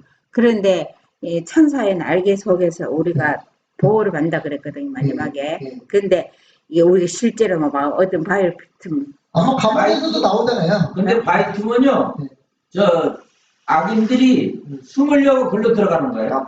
예수님 오시니까. 바위에 떨어져라. 뭐 하여튼. 그런데 여기서 보면은 그게 암울과 험악한 바위 틈 사이에 우리가 들어가서 이게 하나님 여호와의 큰 날을 진동을 위험을 이게 그걸 있잖아요. 제가 여호와 주님을 만났는데 그 사람이 예수님 재림하시는 거 믿냐 그러니까 사람들이 예수님은 재림했다 그랬대. 재림을 하셨다 그러거나 뭐 그런 걸 안 믿는데요. 문자적으로 재림하는 거. 그래서 영적으로 재림했잖아. 각인의 눈이 보겠고 그러니까 그분이 뭐라고 하는지 알아요? 저 깜짝 놀랐어요. 와, 그 사람이 그 성경절을 안 믿는 이유를 과학적인 이유로 돼가지고 뭐라 하잖아요? 지구가 이게 둥그니까 예수님이 재림하세요. 그죠? 이쪽 사람들이 이거 어떻게 보냐는 거예요. 각인의 눈이 모든 사람이 본다 그랬는데 그래서 안 믿는데. 그거 말도 안 되지. 그래서 그러니까 얼마나 황당한지 아시겠죠? 공중으로 그걸 믿어. 아니, 자기는 이제 지상에서 보는데, 그럼 해가 자기는 성경에, 예를 들어서 이 쥐가 둥글 다 치면, 저는 그렇게 믿지 않지만, 둥글 다 치면, 성경에 각 모든 사람이 눈이 예수님 오는 걸 보겠다고 그랬잖아요. 그럼 예수님이 그 성경에 어디에도 동시에 똑같은 시간에 나를 본다는 얘기는 없어요. 그렇지. 네. 누가 아시겠죠? 그래서 예수님이 한 번 와서 이렇게 한 바퀴 돌면 돼. 그렇지. 그러니까 쥐가 둥글다면 누가 아시겠죠? 네. 그러면 각 사람 다 본 거예요. 종이책에 말려가면 이 세상 모든 사람 다 봐. 어쨌든 저는 그 사람이 응. 쥐가 둥근데 그 사람이 얘기하는 거예요. 그 사람. 그렇게 얘기하는 게 미련한 얘기지. 둥그니까 여기 있는 사람이 이쪽에 오면 못 본다 이거야. 그래서 안 믿는다. 보이는 재림이 없대. 그래서 그게 얼마나 황당해요. 그렇지. 그건 성경 어디에도 똑같은 시간에 딱 동시에 본다는 말은 없어요, 성경에. 그냥 그러나 당연히 볼 거라 날마다 그랬어요. 해가 뜨잖아요. 우리나라 뜨면 그 다음날 저쪽에 나라 뜨고. 그러니까 해가 뜨는 거 보면 그거 보면 알잖아. 성경에 어디에도 동시에 본다는 얘기 없는데 예수님 한 바퀴 돌면 되잖아. 그럼 다 본 거잖아. 근데 그거 허무맹랑하게 안 믿고 있다. 그래서 성경 말씀을 과학적인 짧은 과학적인 지식으로 그걸 무시하더라고요. 미련한 거니까. 그러니까 얼마나 황당해요. 그래서 그분들이 근데 그거를 그분은 자기가 그렇게 해서 연구해 게 아니라 그냥 그 사람들이 그렇게 얘기하니까 그대로 믿는 거예요. 그만 자식있죠. 이게 바위 틈에 숨는 게 교만한 자, 거만한 자, 자고한 자들이 거기 숨네. 네, 그 다음에 들어가는 거죠. 자, 대륙기표 41. 그 살아있는 구름이 점점 가까이 오에 따라 각 사람의 눈은 생명의 왕을 보게 된다. 이제 그 거룩한 머리는 가시관으로 상해있지 않고 찬란한 멸관이 쓰여져 있다. 그분의 얼굴은 정오의 태양보다 더욱 찬란하게 빛난다. 그 옷과 다리에 이름 쓴 것이 있으니 만왕의 왕이요 만주의 주라 하였더라. 그분 앞에서 그 얼굴빛이 창백하여 보이며 하나님의 자비를 거절한 자들에게는 영원한 실망의 공포가 덮인다. 낙담하여 그 무릎이 서로 어떻게 돼요? 얼마나 무서우면 모든 낯이 빛을 잇는다. 의인들은 떨면서 누가 능히 서리오라고 부르짖는다. 천사들의 노래 뭐라고요? 의인들 떨면서 누가 능히 서리오 그랬죠. 이거 중요한 거예요. 기억해주세요. 뭐요? 누가 능히 서리오 그랬죠. 하고 부르짖는다. 천사들의 노래는 그치고 무서운 침묵의 시간이 흐른다. 그 후에 내 은혜가 내게 족하도다고 하시는 예수님의 음성이 들린다. 의인들의 얼굴은 빛나고 각 사람의 마음은 즐거움으로 충만해진다. 천사들은 땅으로 적금에 오에 따라 더욱 높은 음조를 내며 다시 노래를 부른다. 만왕의 왕께서는 불꽃이 쌓여 구름을 타고 내려오신다. 주님 앞에서 하늘은 뭐처럼? 두루마리처럼 말리고 땅은 진동한다. 그리고 모든 산과 섬들은 제자리에서 옮겨진다. 재림할 때 있는 하늘에 두루마리. 그러니까 재림이 그게 종축 말리는 것과 재림과 상관이 있죠. 연결이 돼. 예, 그리고 그건 이제 거의 그냥 마지막이에요. 그때는 뭐 종이축 말리니까 예수님이 재림하신다 이게 아니라 그죠? 재림할 때인지 이미 알고 있어요. 이미. 그래서 뭐 그거는 우리에게는 딱히 되게 중요한 질문은 아닌 것 같아요. 그 다음에 아니 뭐 일요일 협력 벌써 내리는 거고 그죠? 예수님 재림 직전에 뭐 종이축이 말리는 거는 어떻게 보면은 저거니까 당연한 거니까 다 끝난다니까. 자, 계시록 6장 17절 그들의 진노의 큰 날이 이르렀으니 누가 능히 서리오 나오잖아요. 이렇게 그쵸? 누가 능히 서리오 아까 세 번 여기 외웠잖아요. 여기 나오잖아요. 6장 10절에 그들의 진노의 큰 날 여호와의 큰 날은 궁극적으로 재림이에요. 근데 그 전에 모든 재앙이 시작돼요. 그냥 그죠? 재앙이 난과 동시에 재림이 있더라고요. 네, 그래서 그 재앙이 시작되니까 이미 그 여호와의 큰 날은 재림으로서 가장 큰 재앙이 내리면서 우박이 떨어지고 큰 진이 나오고 그러면서 사람들이 다 죽게 되니까 가장 큰 여호와의 큰 날인데 그 전에부터 그 시작은 시작된다고요. 그 전부터 재앙이 시작되면서 여호와의 큰 날이 임한 줄 시작된다고요. 그래서 여호와의 큰 날은 딱 한 날이 아니고 하나의 그 기간이죠. 기간으로 쭉 하면서 막 점점 가속되면서 막 그 더 세게 마지막 예수님 재림으로 다 죽죠. 의인을 빼고. 자, 그 다음에 21페이지 거의 다 왔어요. 스바냐 1장 아몬의 아들 유다 왕 요시야 시대에 스바냐에게 임한 여호와의 말씀이라. 스바냐 아시죠? 예. 스바냐. 스바냐가 어느 시대 사람이냐면 아몬의 아들 요시야 시대에. 시스기야. 아니 요시야 여기 써있잖아요.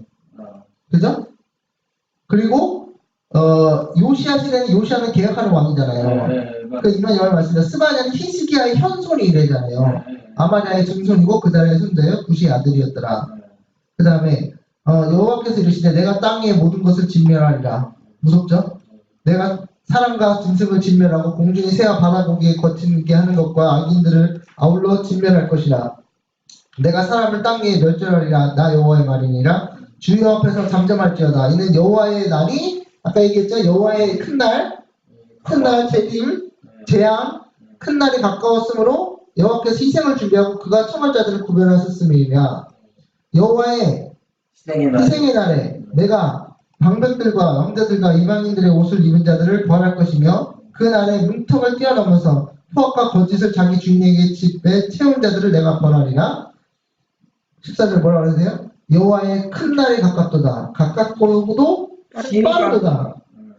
그 다음에 여호와의 날이 소리로다. 용사가 거기서 심히 슬피 오는도다. 그 날은 어떤 날이에요? 분노의 날이고 환난과 고통의 날이요 황폐와 패망의 날이요 캄캄하고 어두운 날이요 구름과 흑암의 날이요 나팔을 불어 경고하며 견고한 성읍들을 치며 높은 망대를 치는 날이로다. 그래서 내가 사람들에게 고난을 내려 맹인같이 행하게 하리니 이는 그들이 나 여호와께 범죄하였음이라. 또 그들의 피는 쏟아져서 티끌같이 되며 그들의 살은 분토같이 될지니라. 뭐 다 멸망이에요. 그래서 그들은 은과 금이 여호와의 분노의 날에 능히 그들을 건지지 못하며 돈이 아무리 많아도 이 온 땅이 여호와의 질투의 불에 삼켜지리니 이는 여호와가 이 땅 모든 주민을 멸절하되 놀랍게 멸절할 것입니다. 자, 주석입니다. 스바냐 1장 14절. 여호와의 큰 날이 가깝다는 주석. 주님께서 오신다. 그대의 머리를 들고 기뻐하라. 기뻐하라. 정말 기뻐하시는 분 계세요? 네. 최고의 예수님 오시는 게 너무 기쁘세요? 네, 제일 기쁜 막 다 들으면 막 무서워하던데. 예? 기쁘죠. 제일 막 기쁜 날이 부담스러워. 하루라도 빨리 오셨으면 좋겠는데. 아, 진짜. 장로님, 할렐루야입니다. 우리는 기쁜 소식을 들은 자들이 예수님을 사랑하노라고 주장하며 말할 수 있는 기쁨과 충만한 영광으로 가득 차게 될 것이다. 될 것에 대하여 생각해야 할 것이다. 이 기별이야말로 복되고 좋은 소식이며, 예수님 재림의 기별이 뭐라고요? 복되고 즐거운 소식. 이게 복음이에요. 그래서 모든 영혼을 감동시켜야 하고, 우리 가정에서 거듭 반복하여 전해야 하며, 우리가 길에서 만난 사람들에게도 말해주어야 할 소식이다. 밑에 사람을 알겠죠? 자, 이 이상 더 즐거운 소식이 어디에 있을 것인가? 아침이 오나니 밤도 오리라는 참된 파수꾼의 음성은 지금 계속해서 들려줘야 할 필요가 있다. 우리는 여호와의 큰 날을 위하여 예비해야 하므로 분명한 나팔 소리를 내야 한다. 아멘. 마지막입니다. 온 땅의 경고를 바라나 사람들에게 여호와의 날이 가까웠고 심히 가까이 이르렀다는 것을 말해주라. 경고를 받지 못한 자가 한 사람도 없게 하라. 우리 자신이 다른 사람들보다 먼저 받아들인 진리를 따라 우리는 같은 진리를 다른 사람들에게 나누어주는 일에 빚진 자들이 된 것이다. 우리에게는 낭비할 시간이 없다. 흑암의 권세는 열렬한 힘을 기울여 활동하고 있으며 사단은 마치 이리가 먹이를 찾고 있는 것처럼 현재 졸고 있는 영혼들을 현재 뭐하는 영혼들을? 졸고 있는 영혼들을 사로잡기 위해서 살금살금 기어들고 있다. 우리에게는 지금 전해야 할 경고의 기별이 있고 지금 수행해야 할 사업이 있다. 그러나 미국의 그 사업은 우리가 예상한 것보다 더욱 수행하기 힘들 것이다. 주님의 재림은 우리가 처음 믿을 때보다 더욱 가까워졌다. 선악의 대쟁투는 그 마지막 종국에 다다르고 있다. 바다와 육지에서 일어나는 모든 재난에 대한 보고는 만물의 마지막이 가까웠다는 사실을 증거하고 있다. 그죠? 전쟁과 정쟁에 대한 소문들도 그 사실을 선포하고 있다. 우리 앞에 전개될 큰 사건들을 기대하고 있는 그리스도로서 그의 맥박이 빨리 뛰고 있지 않은 자가 있는가? 네? 아멘. 예수님이 재림이 가까울 때 하나님 백성이 맥박이 빨리 뛰지 않는 자가 있냐 물어보는 거예요. 그래서 여기서 이제 계시록 6장 첫째부터 6째는 맞췄는데요. 7주인까지 맞췄잖아요. 7째는 이제 8장에 나와요. 아직 안 8장에서 나와요. 나와요. 6째까지 만식 보여지는 게. 예, 그래서 우리 예상했던 대로 7인이 8장에서 이제 5박이 7장이요. 여섯째. 여섯째 오박이 근데 7장의 마지막 장. 재앙과 겹쳐지는 거겠죠? 네, 그러니까 진짜하고 이제 확실하게 우리가 지금 공부를 아예 안 했을 때보다 좀 더 지금 깨달아가는 게 있고, 또 하나 사실은 우리가 더 연구를 해야 되고, 더 깨달아야 되는 것도 있습니다. 이게 분명하게 알고 있어야 돼요, 이 사건들을. 그래서 분명히 알고, 지금 계속 연구를 해 나가고 있는데, 하나님의 인이 여러분의 이마에 찍히기까지, 그죠? 하나님 말씀을 열심히 진리를 탐구하시고, 같이 밭에 있는 보화를 찾는 것처럼, 아까 전에 굉장히 재밌었잖아요. 그죠? 하나님 말씀 연구하는 게 재미없는 일, 지루한 일이 아니라, 이 재밌는 일이에요. 하나님 말씀이 어찌 꿀처럼 단지요. 그래서 진짜 하나님 말씀 연구는 꿀처럼 달 수 있어요, 없어요? 있어요. 그죠? 그래서 하나님 말씀이 지금 깨달아질 때, 윌리엄 밀러도 굉장히 꿀처럼 달게 했다가 이제 쓴맛을 봤지만, 예? 달게 우리가 연구할 수 있습니다. 그래서 하나님 말씀을 좀 더 깊이 연구하시는 저 여러분 되시기 바라면서 말씀 마치겠습니다. 아멘. 하늘에 계신 하나님 아버지, 또 오늘 안식일 오후까지 주님 말씀을 연구하게 하시니 감사합니다. 아멘. 저희가 주님 말씀을 연구하면서 주님께서 저희에게 조금이나마 더 깊은 깨달음을 얻게 해주시니 참으로 감사드립니다. 아멘. 우리가 뭐 한꺼번에 다 아는 것이 아니라 매일매일 조금씩 저희가 매일의 생활을 하면서 저희가 하나님 말씀을 이렇게 연구할 때 주님께서 조금씩 저희에게 진리를 펼쳐주시고 저희가 그 진리로 말미암아 저희 마음이 더욱더 하늘을 향하여 굳건하게 굳어서 저희가 그토록 영광스러운 주님의 재림을 맞이할 수 있도록 인도하여 주시옵소서. 아멘. 예수님의 이름으로 간절히 기도드립니다. 아멘.